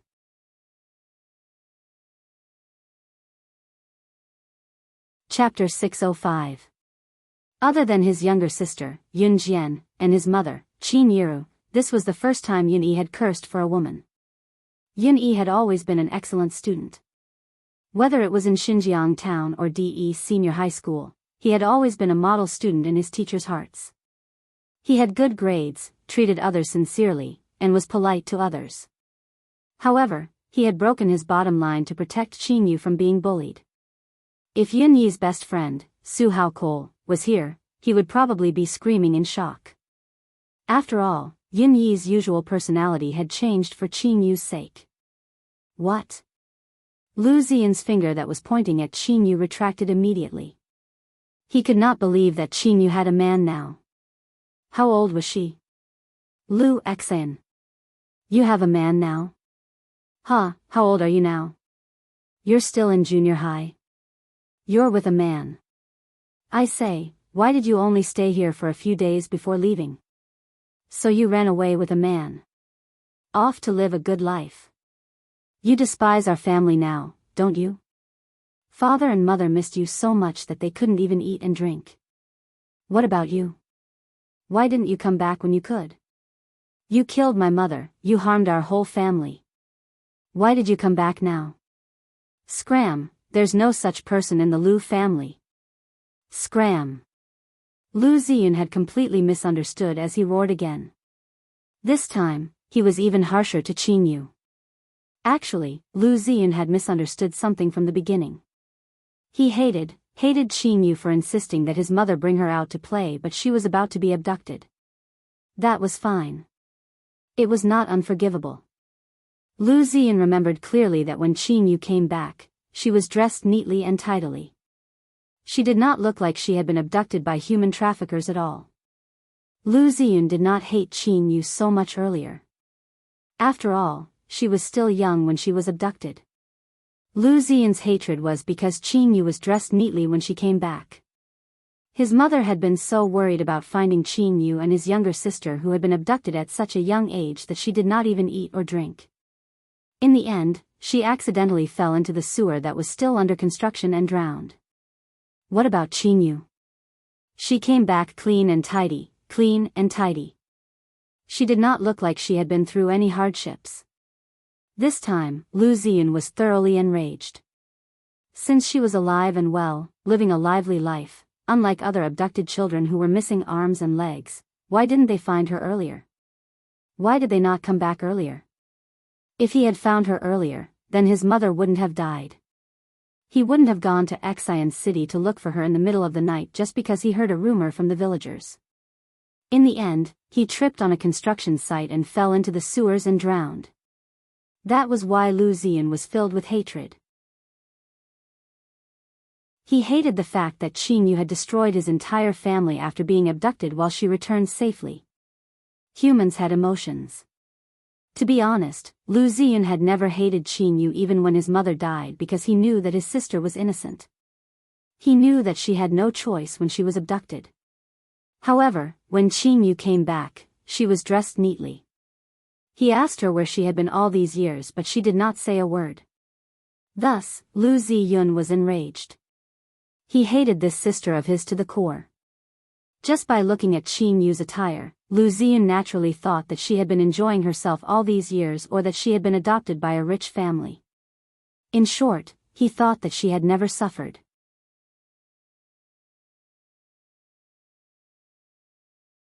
Chapter 606. Yin Yi held Qin Yu's hand gently. Qin Yu's hands were shaking uncontrollably. Whether it was Qin Yu, Yun Jian, or Ce and Yun Yi who were present, all of them could hear it. Lu Ziyun hated Qin Yu. He probably hated that she had been enjoying herself all these years. He hated that she was enjoying life while they were at home, worried that she would suffer outside. In the end, his mother had died searching for Qin Yu. What about Qin Yu? Their entire family was worried about their younger sister's life. Qin Yu, on the other hand, was enjoying life outside while nothing changed when she returned. To Lu Ziyun, however, he had lost his mother. His most beloved mother. Perhaps Lu Ziyun was not wrong to think so. If she were to put herself in Lu Ziyun's shoes, the mother he loved the most had left him forever because of his long-lost younger sister.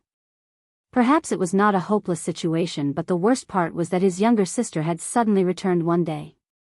She was dressed to the nines when she returned but refused to tell where she had been all these years. Under such circumstances, other than the fact that she had been enjoying life for so many years and only returned home because she missed home, what else could it be? Stop it. Stop it. Xiao Yun, for Dad's sake, please stop it.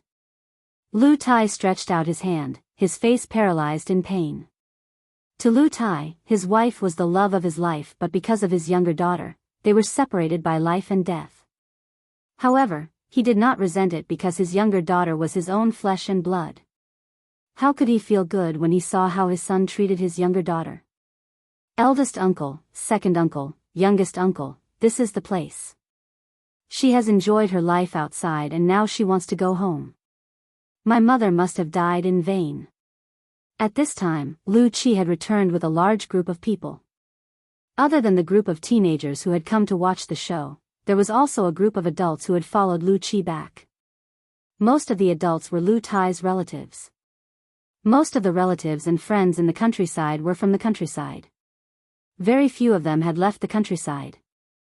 There was only one way to leave the countryside in this era: get into a university and get a decent and stable job in the future. Therefore, when Lu Qi ran out and shouted, all the relatives who were working in the fields came to the house. In particular, the villagers were united. A group of people immediately threw down their hoes and ran over before plowing the land. What happened? What's the matter? A middle-aged man who was standing at the front stepped forward arrogantly. Uncle, she's my younger sister, Lu Xian, whom I brought home not long ago. Look at what she's wearing. She must have enjoyed a good life all these years. My mother passed away while looking for her, but she's living a good life all these years. Now that she's back, she's begging for our forgiveness.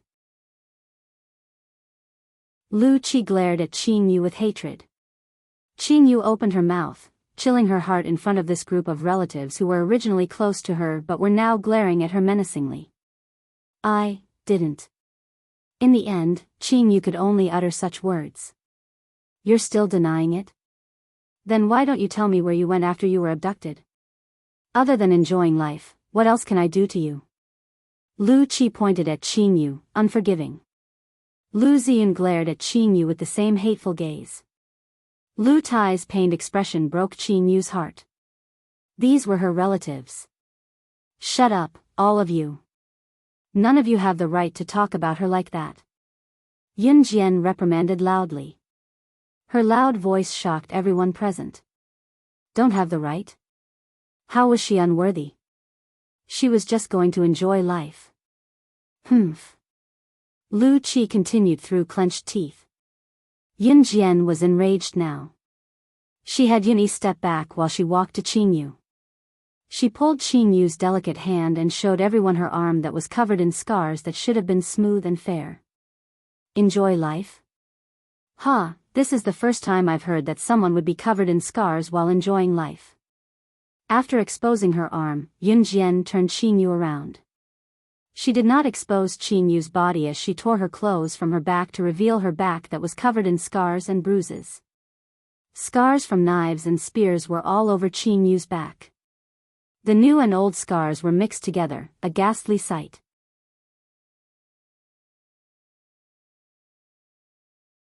Chapter 607. Come to think of it, you guys don't deserve this blessing, Yun Jian said, her deep gaze scanning the crowd. With that, she pulled the corner of Qin Yu's shirt down to cover her back again. Yun Jian did not want to do anything, but she could not bear to watch Lu Ziyun and the others misunderstand Qin Yu and watch her suffer but unable to voice out her pain. Did she not know what was on Qin Yu's mind? Of course, Qin Yu dared not say it out loud. Was she going to say that she took so long to come back because she only had the capability now? Was it because she dared not come back? Qin Yu had some influence and status in the world. Of course, the stronger one was in this world, the more enemies they had. If Qin Yu came home before she was capable enough, Lu Tai, Lu Ziyun, and the others would probably be killed by the people in this world. It was because Qin Yu did not have the ability to protect them at that time. This. How did this happen? Yin Yi was shocked by Qin Yu's exposed scars as well. It was not because of her scars but because his heart ached at the sight of so many scars on Qin Yu's body. Yin Yi had been naked with Qin Yu before, but Yin Yi dared not look at her directly. Moreover, most of Qin Yu's scars were on her back. There were wounds on her arms too, but not many. Therefore, it was Yin Yi's first time seeing so many scars. Si did not look at Qin Yu's back just now. In his eyes, other than his Xiao Jian, no other woman could catch his eye. He didn't even bother to look at her. Lu Tai was still lingering on the edge of pain and grief. To Lu Tai, his wife's death was a heavy blow. Now that his daughter was back, he was happy, but other than that, it was not like he did not feel anything. Lu Tai was a human being as well.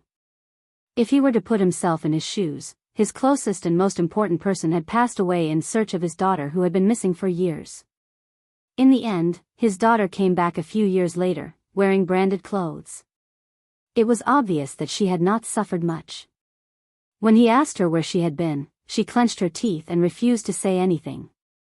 Lu Tai would overthink as well, but the only difference between him and Lu Ziyun was that he would empathize with Qin Yu.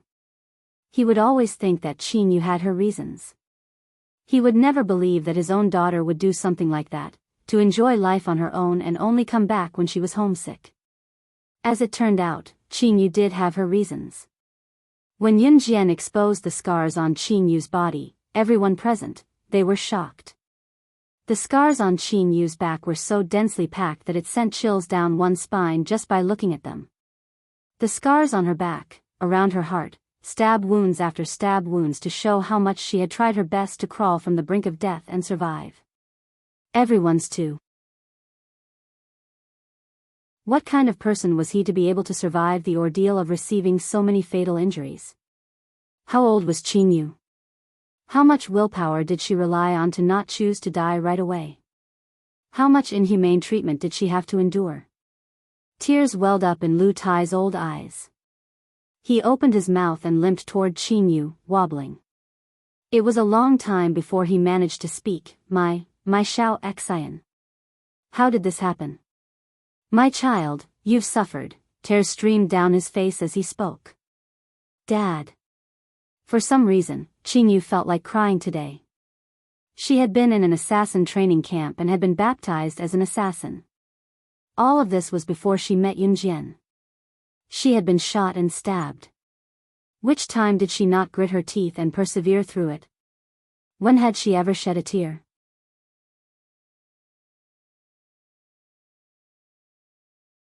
Chapter 608. Qin hugged Lu Tai tightly. This was the warmth of kinship, the dissolution of misunderstandings. Qin was comforted after despair and regret. She could feel that although Lu Tai had resented her before, Lu Tai would not hate her because he was her father. Good child, you've suffered. Lu Tai's eyes were tear-stained, showing his age. Yunjian smiled, but there was a trace of bitterness in it. Had she not gone through the same thing? How could she not understand Qin pain? Her body before she was reborn had suffered more injuries than Qin. Qin had only stayed in the assassin training camp for a few months before she was taken away by Snake. Lizard. These few months were hell on earth. Yunjian, on the other hand, had survived for 6 to 7 years in the assassin training camp with her own abilities. It was only when she was 12 that she officially debuted as Slaying God. Before that, the assassin training that she had gone through was unimaginable to a normal person. The winner was king while the loser was a bandit. This was reflected in the assassin's training. If you were weak, you could only die. Among the hundreds of children, those who survived these 6 to 7 years could be counted with one hand. Yunjian was the strongest among the 5 who survived. She was the pinnacle of her ability. Yunjian only found out later that she had lost her parents and only had her younger brother. If she had parents, she would have gone back to them like Qin. Her predicament back then might have been worse than Qin's. However, when Yunjian in her past life returned home, her parents had already passed away, leaving only her younger brother, Yunju. As Yunjian pondered, Yuni stood aside with clenched fists. He swore that he would never let Qin suffer again. He had to become stronger and protect her. However, Lu Ziyun, Lu Qi, the group of young men and women that Lu Qi had brought along, including the relatives that Lu Qi had called over, were all rooted to the spot in shock when they saw Qin's scar. They didn't make a sound, didn't speak because they were stunned. Lu Ziyun, in particular, was rooted to the spot. Lu Ziyun hated Qin, but it was not because she had been abducted by human traffickers when she was young. He hated it because his mother had died because of Qin and Qin had returned in all her glory, as if she had enjoyed enough and had returned to beg for forgiveness. Lu Ziyun admitted that his thoughts had been extreme because of his mother's death. However, when all the misunderstandings were cleared, his heart still ached. Lu Ziyun had memories of Qin before she was abducted. She was his biological sister after all. His mother was his dearest family and so was his sister. He still remembered that his mother had once said that apart from his parents, his 2 younger sisters were his closest relatives. Now that he saw Qin suffering so many injuries, his heart was pained as well. A person's heart was complicated. When he saw Qin's back that was filled with scars, Lu Ziyun could not bring himself to harden his heart. He walked slowly toward Qin but paused before asking, Lu Xian, what have you been doing all these years? Why did you injure yourself all over? There was an obvious change in Lu Ziyun's attitude. Of course, it was impossible for him to change completely after so many years of not seeing Qin and being used to treating her fiercely. Qin wiped away her silent tears, still hesitating if she should say it out loud.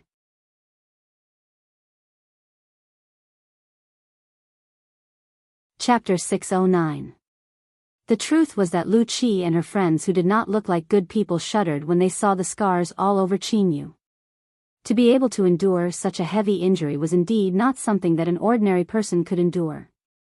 Yet, what was the point? From Lu Qi's perspective, her younger sister's return was to steal her brother and father's love. Since Qin Yu's return, her father, Lu Tai, had given her all the good food, treating her like a treasure, afraid that she would hurt herself.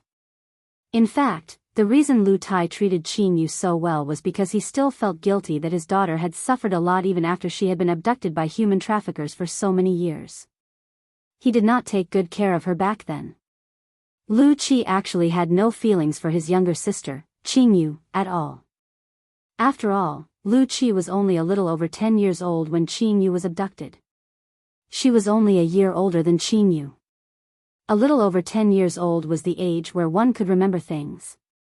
From Lu Qi's perspective, her mother and father had always doted on her since she had a younger sister, giving her all the good food and toys when she was young. To be honest, Lu Qi had hated Qin Yu since she was young. It was also due to this reason that she did not feel upset when she found out that Qin Yu was abducted. Instead, she was secretly happy. Now that her younger sister was abducted, she could receive all the love from her parents. Reality proved this. After Qin Yu, who was also Lu Xian, was abducted, Lu Qi's parents doted on Lu Qi even though they had lost their appetite. It was because Lu Tai and his late wife realized that it was their fault for letting their younger daughter be abducted. Therefore, the only reason they insisted on staying alive was to take good care of their other daughter and their son. Lu Qi grew up under her parents' care. Although Luo village was a rural village and its economic development was backward, Lu Tai had never let his daughter and son suffer at all. Lu Ziyun had fallen from grace ever since his mother had passed away. Lu Tai had endured all these hardships with tears in his eyes. His wife was gone. If he were to degenerate as well, how could this family survive? When Qin Yu appeared, Lu Qi immediately felt that her father's love for her was threatened. Lu Tai took good care of her younger sister who seemed to have suffered for years outside, even giving her things to her long-lost sister. This made Lu Qi think that Qin Yu had returned to snatch away her happiness. Xiao Qi, shut up. How can you say such things? In fact, Lu Ziyun's heart ached when he saw the wound on Qin Yu's back. He could not help but growl at Lu Qi when he heard what Lu Qi said. Qin Yu was his younger sister no matter what, his biological sister.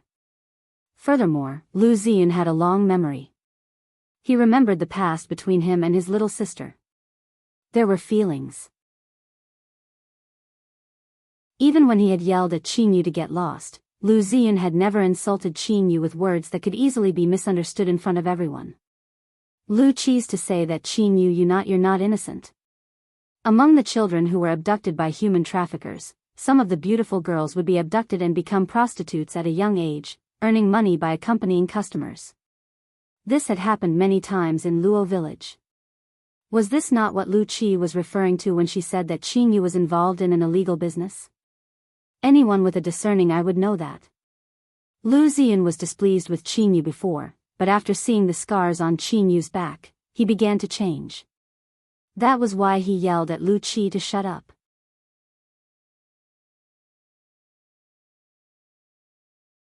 Chapter 610. If she hadn't been so playful when she was young and insisted on going out to play, would she have been abducted by human traffickers? Would our mother have died so innocently? Brother, what's wrong with you? Why are you speaking up for her? Lu Qi glared at Qin Yu angrily before gritting her teeth at Lu Ziyun. The wounds on Qin Yu's back and hands did not prove anything. The people present would not even think that Qin Yu's wounds were left behind when she was an assassin or when she was on a mission. Luo village only had a few hundred families, the population was small. It was rare for Luo village's people to make a trip to Xian City, especially at the end of the 90s when transportation was gradually being developed and public transportation was available. However, how could one make a trip from Luo village to Xian City or even a long journey without money? The people of Luo village relied on farming to support their families. All their wealth came from selling the harvests in the fields and gradually accumulating it. Therefore, in comparison, the people of Luo village did not know much. They knew what assassins and secret agents were, but the villagers of Luo village would never have guessed that Qin Yu was abducted to be trained as an assassin. In comparison, the closest thing to reality was what Lu Qi said. Qin Yu was indeed beautiful. Although Qin Yu had a baby face, her features were delicate. Her nose bridge was high, and her small face had a unique charm to it. If the people present were to explain the scars on Qin Yu's body, the most convincing explanation for what Qin Yu had been doing during her disappearance was that she was working as a prostitute in a brothel. It was not like there was no precedent for a girl in the village being abducted. Moreover, Qin Yu was beautiful and covered in wounds. Girls who were sold to brothels would be beaten if they were disobedient. Some would even be beaten until their flesh was torn apart. Some customers with strong tastes would not even see these girls as human beings. Qin Yu was consistent with this. She refused to say what she had been doing during the time she was abducted. If she had been in a brothel and engaged in shady business for so many years, it would be strange if she was willing to talk about it. Therefore, the way most of the people present looked at Qin Yu had changed. There were even a few people who looked at Yun Jian with the same disdain. They were still thinking, since Yun Jian and Qin Yu are friends, they must be the same. TSK, what a pity that these two beauties actually came from a brothel. They must be the kind of women that could be ridden by tens of thousands of men. Thinking of this, all the men present looked at Qin Yu and Yun Jian with unfriendly gazes. Some of them even thought, if I were to play with these two prostitutes who are ridden by tens of thousands of men, it would really be ecstasy. Lu Qi was still fighting with Lu Ziyun. Standing beside Yun Jian, CE, who was also a man, could clearly feel the gazes of the surrounding men staring at his woman with ill intentions.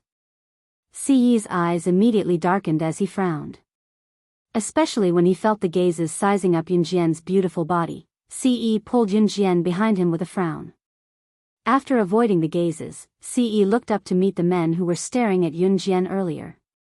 He then swept his domineering aura across the place and shouted at the men, "You're the one who's being bullied."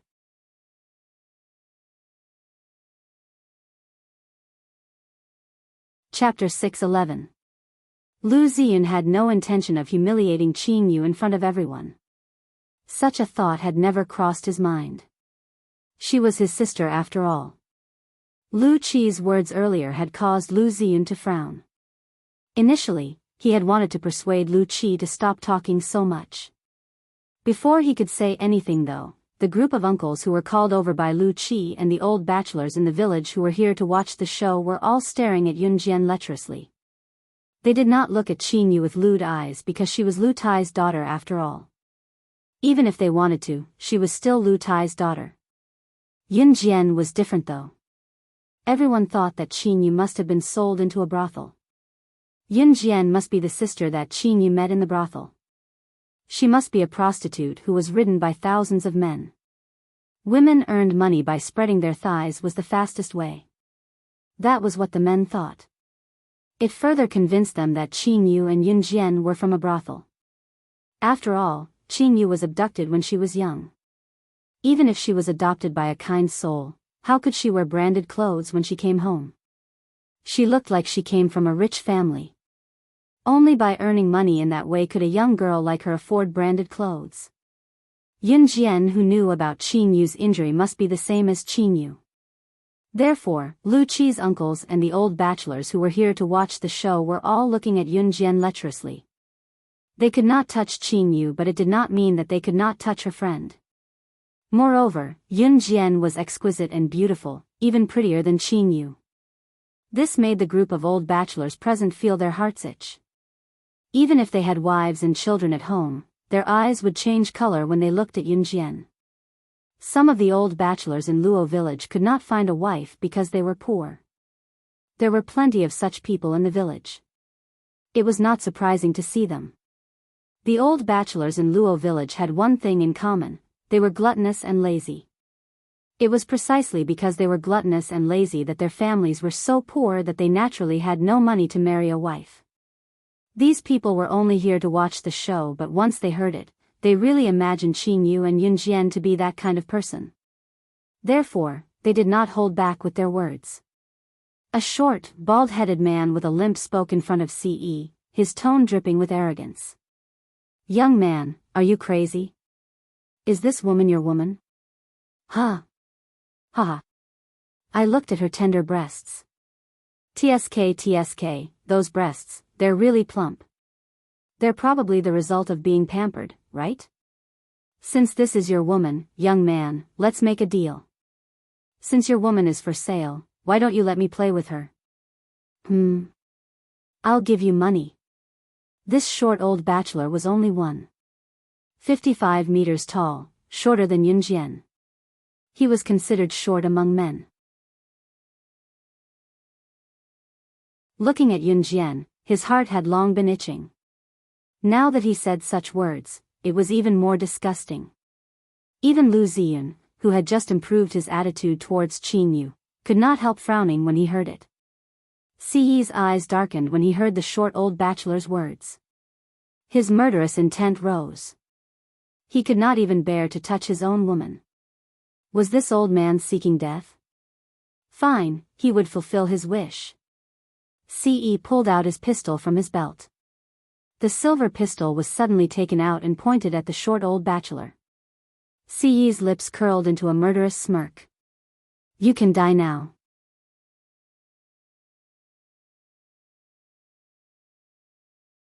Chapter 6:12. It was Lu Ziyun's quarrel with Qin Yu, but because of Lu Qi's words, the group of old bachelors misunderstood. Lu Ziyun stopped his quarrel with Lu Qi and panicked. He had a feeling that something was going to happen. Qin Yu was already standing beside Lu Tai. No matter what others thought of her, she did not care as long as her father believed in her. However, she did not expect that this was not the end of it. This group of old bachelors who came to watch the show would mock Yunjian. Qin Yu was aware of Ce's protectiveness. Qin Yu knew that Ce cared about Yunjian beyond that. In Qin Yu's opinion, Ce was the kind of person who would risk his life for Yunjian.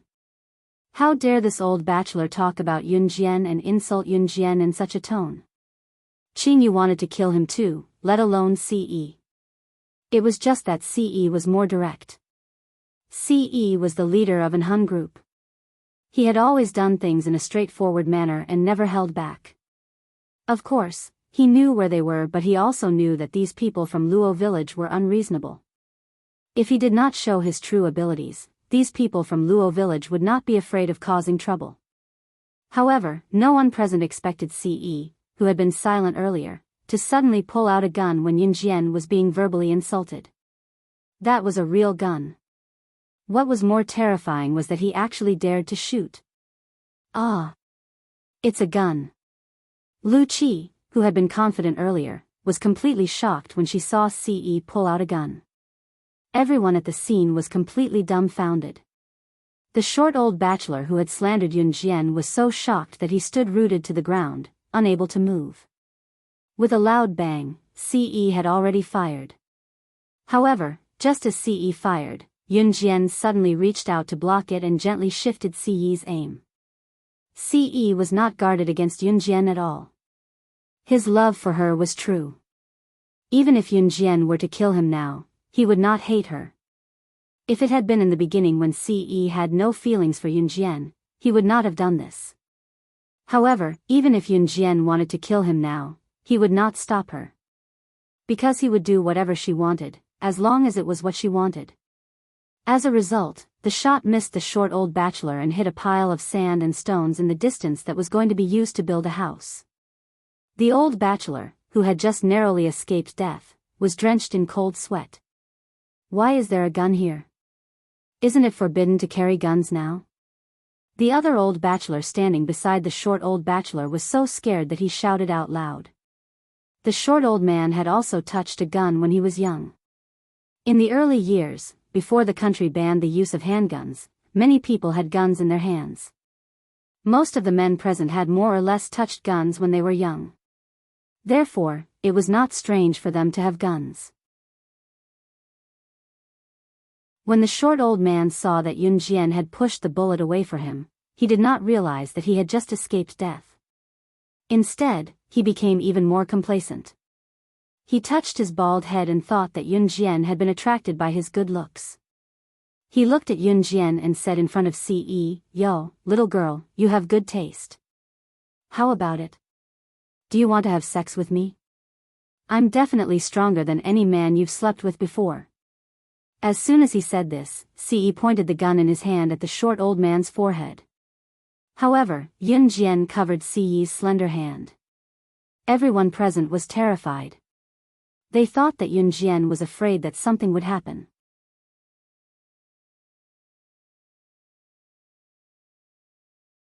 Chapter 613. Just as Yun Jian finished speaking, Ce suddenly put an arm around her and stopped her from moving.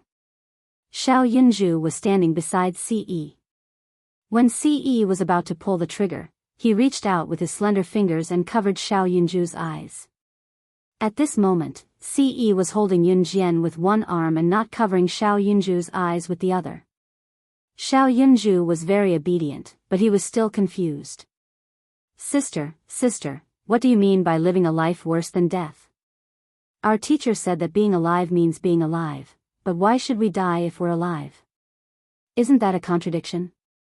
Xiao Yunju cracked his little fingers and couldn't think of an answer after pondering for a long time. Hence, he asked this question. The tense atmosphere just now was soothed by Yunju's light-hearted question. Especially when Yun Jian said that she wanted the short old bachelor to live a life worse than death, her tone and ruthless tone when she spoke just now. When everyone heard this, the short old bachelor's miserable state surfaced in their minds. Look after Xiao Zhu. You don't have to do anything today. Ce held Yun Jian's waist with one arm and looked straight at the short old bachelor with his deep, hawk-like, domineering eyes as he spoke to Yun Jian. These words warmed Yun Jian's heart. Okay, Yun Jian replied softly. When Ce said this, his tone was neither cold nor warm, and there was no expression on his face. But because of this, everyone present felt that his indifferent, handsome face, coupled with his slender fingers holding the gun in his hand, gave him an indescribable domineering aura. His domineering aura also gave off a chilling vibe. Brother, who is he? How can he have a gun? Lu Qi stood beside Lu Ziyan. She had been arguing with Lu Ziyan arrogantly earlier, but now she dared not utter a single word when she saw the gun in Ce's hand. Lu Qi, shut up. All of a sudden, Lu Ziyan recalled that this whole incident had started because of Lu Qi's unreasonable words. Lu Ziyan was still a smart person, and he quickly reprimanded Lu Qi. Brother, you're being mean to me again. You've never been this mean to me before. It's all because of her. Because she's back, all of you treat me badly and don't want me anymore. Lu Qi did not know that Lu Ziyan was doing this for her own good. She glared at Qing Yu with hatred as she spoke to Lu Ziyan. At this moment, Yun Jian had already covered Xiao Yunju's eyes. Ce was already walking toward the short old bachelor. You, what are you trying to do? The short old bachelor was suddenly intimidated by Ce's aura. He had thought that he would be fine earlier, but now he was shivering. In spite of this, the short old bachelor refused to lose face in front of so many people. He still held his head high. Although the short old bachelor raised his head, his 1.55 meters height was nothing compared to Ce, who was 1.85 meters tall. Just as the old bachelor could not help taking 3 steps back in fright, Ce suddenly straddled his long legs and grabbed the man's collar, lifting him up effortlessly before he spoke in a neutral tone. What's wrong with you? Do you know the consequences of trying to lay a finger on my woman? Ce's words sent a shiver down everyone's spine. What is it? The short old bachelor looked rather comical as he was lifted up by Ce in the air. Ce suddenly flung the short old bachelor away. While he was in midair, he raised his gun and aimed at the short old bachelor's groin and fired a shot. Bang!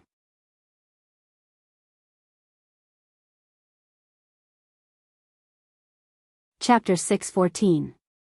The shot landed squarely on the short old man's manhood. After being flung away by Ce, the short old man's manhood was hit with a loud bang by Ce's shot.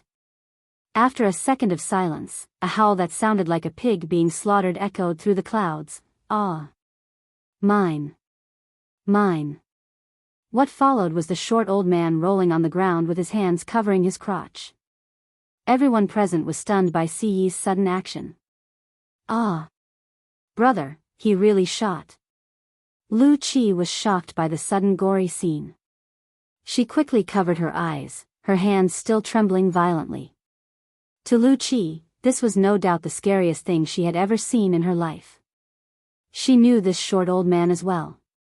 He was the role model of the village's lazy gluttony. Lu Qi still remembered that every time he passed by this short old bachelor's house, the way the short old bachelor looked at him was very disgusting.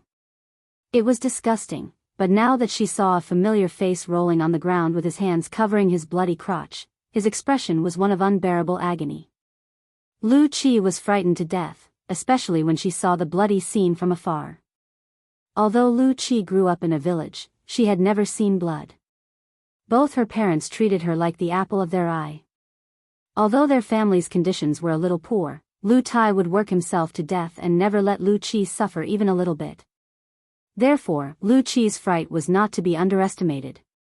Lu Ziyan was frightened as well. He had never seen such a gory scene either. Chills ran down his spine, but he still caressed Lu Qi's head, protecting her from the fear alone. This was a brother's love for his sister. At the same time, Lu Ziyan turned to look at Qin Yu and his old father with a pale face. Actually, ever since he saw Qin Yu's wounds, even if Qin Yu was really from a brothel, even if Qin Yu was really unbearable, Lu Ziyan had already decided to acknowledge Qin Yu as his sister. He hated Qin Yu because he thought she was enjoying herself and did not come home earlier, causing his mother's death. However, now that the misunderstanding had been cleared up, Lu Ziyan was not a bad person. He planned to slowly forgive Qin Yu. Lu Ziyan turned to look at Qin Yu because he was afraid that Qin Yu would be afraid of witnessing such a gory scene. Unexpectedly, when Lu Ziyan turned to look at Qin Yu, what he saw was Qin Yu's normal face that was not at all frightened by the horrifying scene in front of him. Why wasn't his sister afraid at all? Lu Ziyan was doubtful. You actually dared to shoot. You're going to be caught. An old bachelor who saw what was happening pointed at Ce in fright, clutching his crotch as he exclaimed. Caught. Ce fiddled with the gun. His slender fingers hooked onto the gun firmly. His handsome face was illuminated by the winter sunset. Then, he gently flicked his hair, revealing a beautiful yet arrogant smile. He said to the old bachelor, I want to see which one of you has the guts to capture me. His tone was insolent and arrogant. However, he had the right to do so. Just as Ce finished his words, he put his gun away and left the short old bachelor rolling on the ground to fend for himself. Yun Jian was standing not far away. He put his gun away as he walked and soon reached Yun Jian, wrapping an arm around Yun Jian's slim waist in front of everyone. How dare you hurt people like this? Everyone's opinion of Yun Jian and the rest had changed completely. If Yun Jian was really from a brothel, how could she be so insolent? In other words, it was impossible for Qin Yu. Therefore, everyone was doubtful about the identities of Yun Jian, Qin Yu, and the others.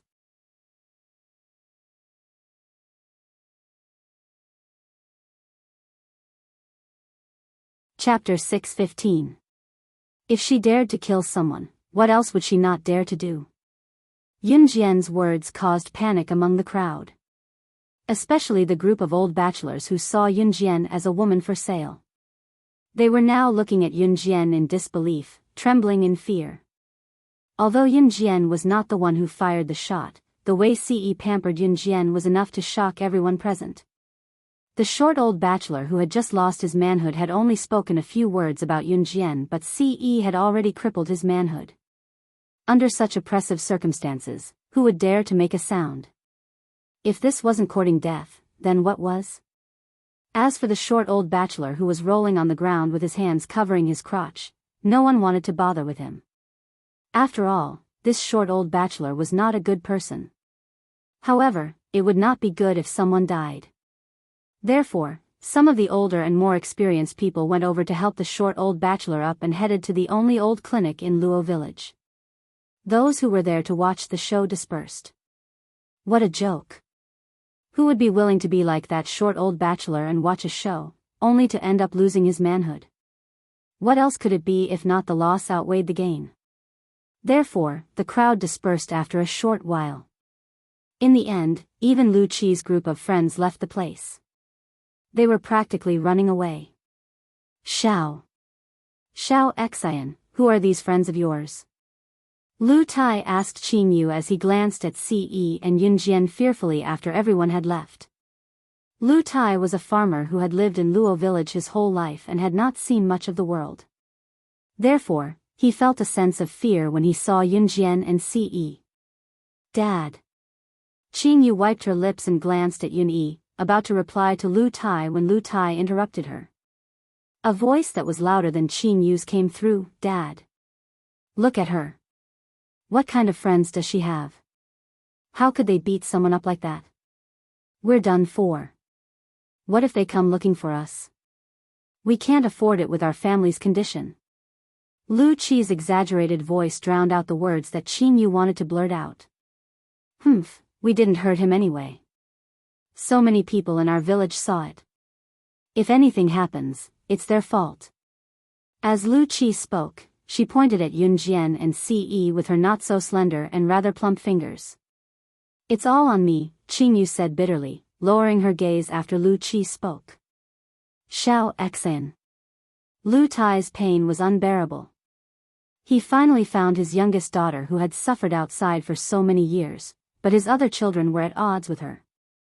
There was nothing more difficult to deal with than this. Dad, it's fine. Qing Yu turned to smile at Lu Tai, her expression forced. Qing Yu knew now that it was difficult, extremely difficult, for her to reconcile with her brother and sister. However, her father would not.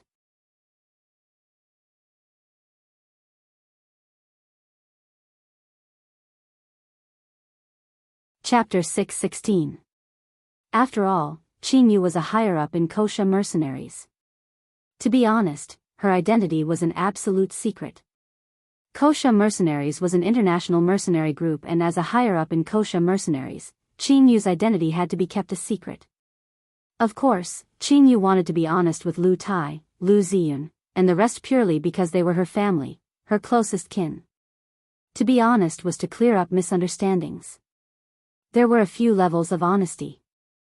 The first was to come clean about everything. The other was to only reveal her identity as an assassin. Although the meaning was more or less the same, it was clearly inappropriate to reveal Qing Yu's true identity. After all, Qing Yu was a higher-up in Kosha Mercenaries, and Kosha Mercenaries had its own rules. The rules were set by Yunjian, and even Yunjian herself could not easily break them, let alone Qing Yu. Yunjian was protective, but she would not relent when it came to her bottom line. Lu Ziyun was puzzled by Qing Yu's turn to look at Yunjian. Lu Ziyun was no fool. Naturally, he could tell from the interaction between Qing Yu and Yunjian that Yunjian and Qing Yu must be related in some way. As for what they were related to each other, no one could say for sure. Unless Qing Yu came clean. Xian, it's all right now. We're at home. Dad didn't have the ability to find you and let you suffer outside. Dad will take care of you from now on. Dad will never let anyone bully Xian. Dad. Lu Tai thought that Qing Yu did not want to talk about the past. His aged face was bleak. He spoke continuously, but halfway through, tears welled up in his eyes. Lu Tai even wiped away his tears with his dry, old hand. Seeing that Qing Yu refused to tell him where she had been all these years, Lu Tai could confirm one thing: his Xian had indeed suffered a lot. Dad, it's not your fault. It's not Mom's either. If anything, it's my own fault for being playful when I was young. Qing Yu stood beside Lu Tai, her heart aching as she patted his back lightly to comfort him. Say it, Yunjian suddenly spoke up just as Qing Yu was about to keep her mouth shut. Qing Yu's hand that was soothing Lu Tai's emotions paused abruptly as she turned to look at Yunjian in surprise. Sister Jian? It's better to make certain things clear, Yun Jian said to Qin Yu with a smile. If it was the Yun Jian from her past life, she would never have supported Qin Yu's confession. In the past life, slaying God was unintentional. In her previous life, even when her younger brother died, it was inevitable for her to be sad, but it was not to the extent that she would die. But after her rebirth, after such a long period of time together, Yun Jian discovered that there could be such deep affection between people. There wasn't a single person who didn't yearn for kinship.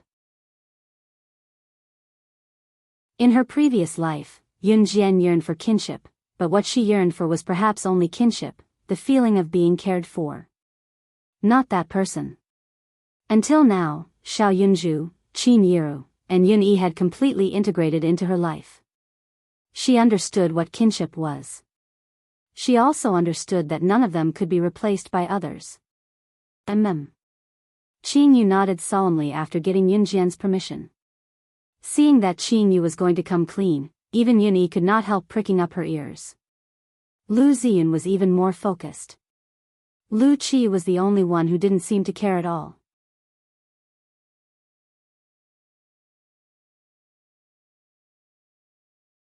Chapter 617. When I was abducted back then, I was brought to a small island. Later, I realized that there were at least a few hundred children who were abducted like me. Qin Yu paused when she said this, as if she could still recall the fear she felt back then. I was scared, very scared, but I couldn't cry. Dad, I still remember when I was young, you said that if one day I forgot the way home, I must stand there and wait for you, because you will definitely find me. No matter where I am, you will come and find me. Qin Yu reached out to hold Lu Tai's old palm when she said this. Before Qin Yu was abducted, Lu Tai loved his youngest daughter dearly. He was a true farmer. When he worked in the fields, he would bring his youngest daughter along and tell her stories. As he told more stories, Lu Tai would talk about principles that little Qin Yu could not understand. He was not educated, but he knew a lot of principles after living for so long. However, this was the only thing that Qin Yu understood. Perhaps many parents would remind their children to be safe, but to Qin Yu, what her father told her was the truth that she would remember for the rest of her life. Tears trickled down from the corner of Qin Yu's eyes. She continued under everyone's gaze. I stood there all the time, not daring to go too far. Then, some children ran away out of fear. When a child took the lead and ran, a group of children followed. But that was a small island. Other than the island, there was an endless ocean around. The group of children who ran away were all killed by a group of men carrying machine guns. Their bodies were also dragged away. All the bodies of the children who ran away were fed to the wolves. Qin Yu's tone was slowly returning to normal. After that, they started training us children who didn't run away. For months, we trained day and night. It was also there that I learned how to kill. Qin Yu raised both her hands as she spoke. Lu Qi's legs were already trembling when she heard Qin Yu talk about how she killed without any fluctuation in her tone, as if killing a person was as simple as having a meal. Dad, I think you should know. That's right, it's an assassin organization and I'm an assassin. Qin Yu paused. However, my luck was very good. I stayed in the organization for a few months and met Master. Master took me away from that terrifying place. Otherwise, I would have been a cold corpse by now. If Snake Lizard had not taken Qin Yu away back then, Qin Yu would not have been able to escape from that place with her ability alone. She did not have Yun Jian's skills nor Yun Jian's ability. Qin Yu's skills could only be considered above average. If Qin Yu had been like Yun Jian, she would not have been able to leave the assassin organization alive. This was because out of hundreds of people, only a few had survived. Qin Yu stopped there. She did not tell Lu Tai and the rest that she had been following Yun Jian ever since. Qin Yu knew that Yun Jian did not want to expose her identity. Assassin? Xiao Xiao Xen. These wounds on your body, there. Lu Tai's eyes widened as he stared at Qin Yu in disbelief with his mouth agape. I was stabbed by someone. There's also a gunshot wound. Qing Yu did not hide it since she had already revealed it. Lu Xian, you. Lu Ziyan was speechless from Qing Yu's words. His sister, the sister that he thought had returned in glory, had gone through such pain.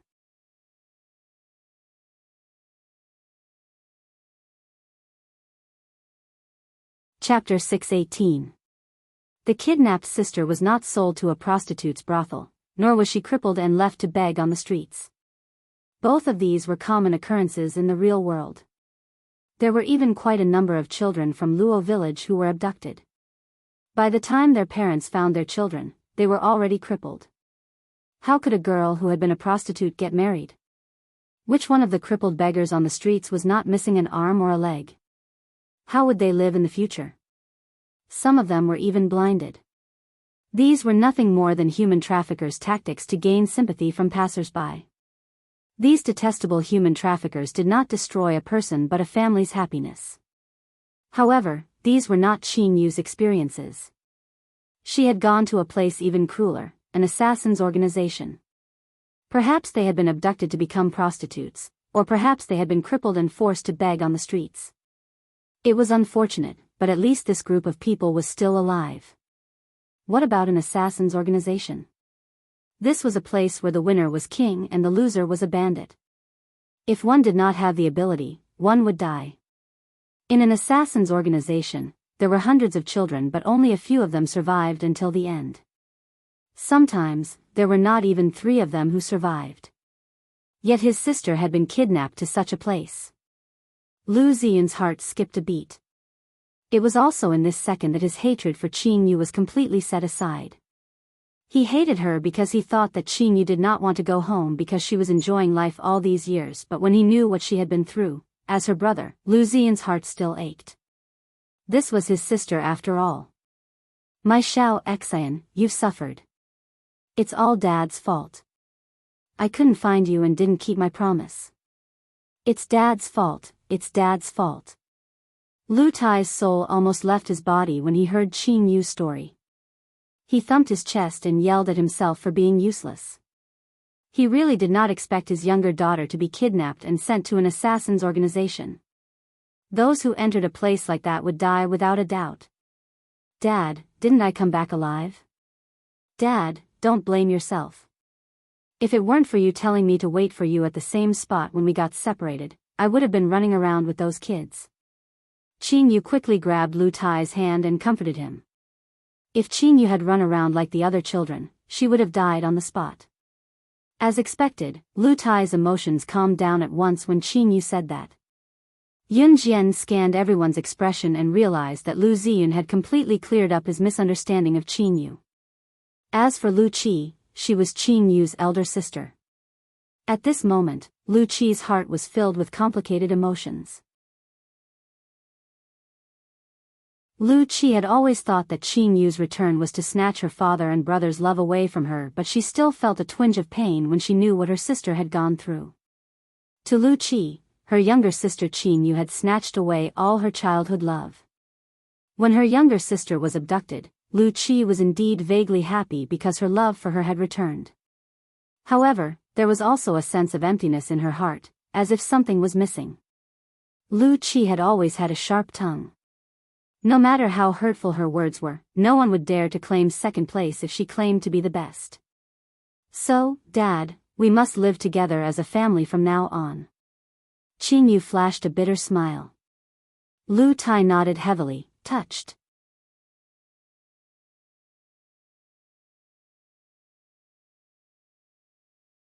Chapter 619. Yun Yi's voice rang out, startling everyone present. They then recalled how Yun Yi had claimed that Qing Yu was his woman in front of everyone to protect Qing Yu. Was he not joking earlier? To be honest, Lu Tai really thought that Yun Yi was joking earlier. After all, to Lu Tai, a young man like Yun Yi was quite outstanding. Yun Yi was handsome and seemed like a nice person. One look and one would know that he was a reliable person. Of course, Lu Tai would not associate his youngest daughter with Yun Yi. Based on the situation earlier, Lu Tai would have thought that Yun Yi had claimed that Qing Yu was his woman because they were friends and that Yun Yi was only trying to support Qing Yu. However, Just as he was enjoying himself with his youngest daughter and everyone's mood was getting better, Yun-yi suddenly spoke. Did he really have something going on with his youngest daughter? After all, he did not watch Qin-yu grow up. With a frown, Lu Tai began studying Yun-yi carefully. Xiao Xan. He is? Lu Tai pointed at Yun-yi, who was standing not far away from Yun Jian, and asked Qin-yu. Dad, he's my friend's brother. Qin-yu knew that Lu Tai did not care about her past at all. She held his hand affectionately with a smile and told him. Yun Jian was the friend Qin-yu mentioned. Even if they were blind, they could tell that Yun Jian was her friend. In spite of it, Qin-yu's words made Yun-yi choke. What did she say? Did she just say that he was her friend's brother? That was all? Friend's brother? We've slept together and you're saying that I'm your friend's brother? Once Yun-yi heard her, he went to Qin-yu and grabbed her slender wrist without exerting much force. He could not bear to hurt Qin-yu if he used too much force. Pfft. When Yun Jian heard her brother's words, she couldn't help but laugh on the spot. Following Yun Jian's smile, the atmosphere was lifted from the tense atmosphere just now. What are you talking about? Qin-yu's eyes bulged, refusing to admit it. However, when she heard Yun-yi's words, warmth flowed through Qin-yu's heart. Say what? Do I need to repeat myself? We are already sleeping in the same bed. What do you think is our relationship? Yun-yi also directly threw away the burden of being a gentleman and became a robber for once. His purpose of coming here was obvious as well, to woo Qin-yu. Qin-yu could not retort. She pouted and turned to Lu Tai. Dad, look at how he's bullying me. Lu Tai was speechless. Qin-yu turned to Yun Jian and said coquettishly, Sister Jian, your brother is bullying me. You have to help me. Caressing Xiao Yunju's head, Yun Jian looked away but said, I didn't see anything. Qin-yu was speechless. Brat, how dare you bully Lu, my younger sister. Lu Ziyun suddenly went up and grabbed Yun-yi's collar, asking like a ruffian. Qin-yu's eyes glinted in shock when he suddenly called her his younger sister. I'll take responsibility. Yun-yi, who was grabbed by the collar, did not fight back as he said seriously. Just as the mood of the group turned for the better. A group of menacing people walked over with hoes in their hands, looking menacing. It's them. They're the ones who ruined Laosan's manhood.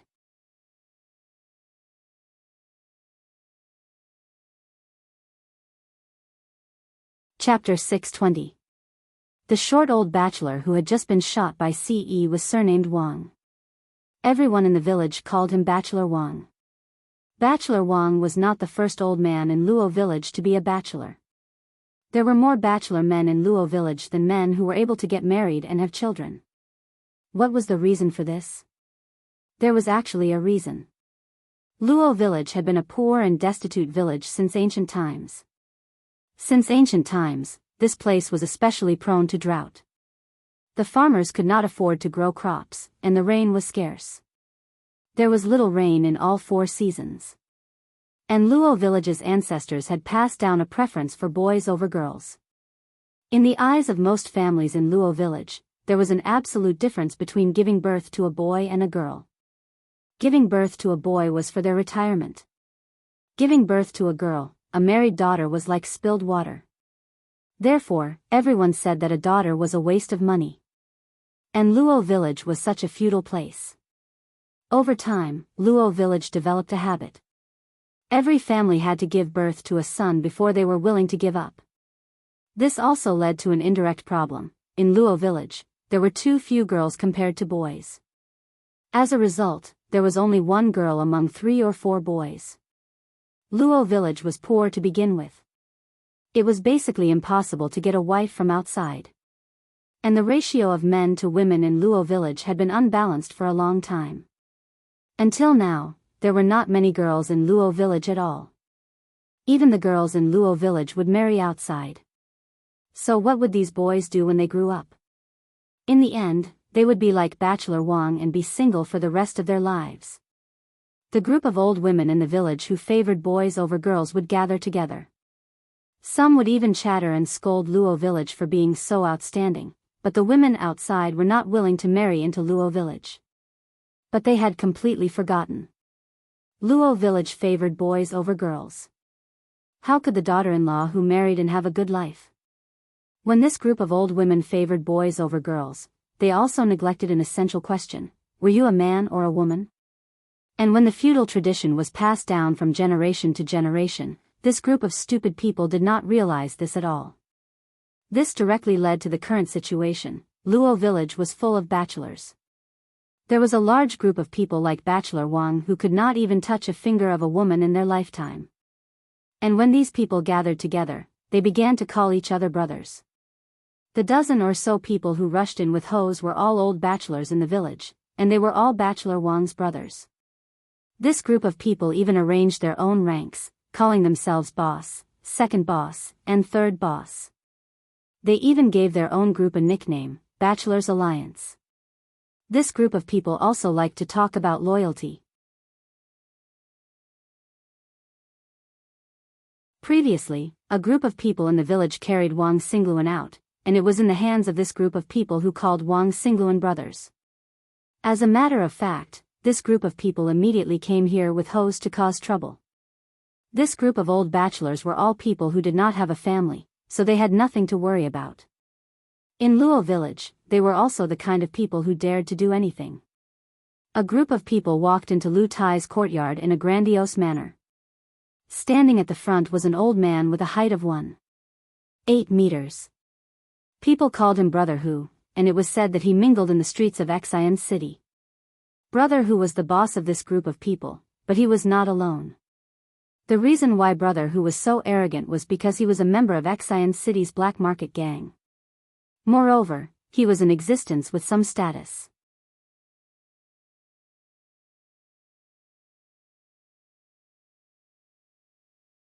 Chapter 621. Lu Ziyan was also part of Xian City's underworld. After his mother, Qing Yu's birth mother, passed away in search of Qing Yu, Lu Ziyan dropped out of school right away. Since then, Lu Ziyan had fallen from grace. There was nothing Lu Tai could do about it. To Lu Ziyan, losing his mother was a reality that he could not accept. Lu Ziyan had been in the underworld for quite some time now. Lu Tai only knew that he had joined a gang in Xian City, but he did not know the details. Lu Ziyan had been in the underworld for so many years, but he was only at the bottom. Who was Brother Hu then? When Lu Ziyan had just joined the underworld, Brother Hu was already a high-ranking member of a big gang.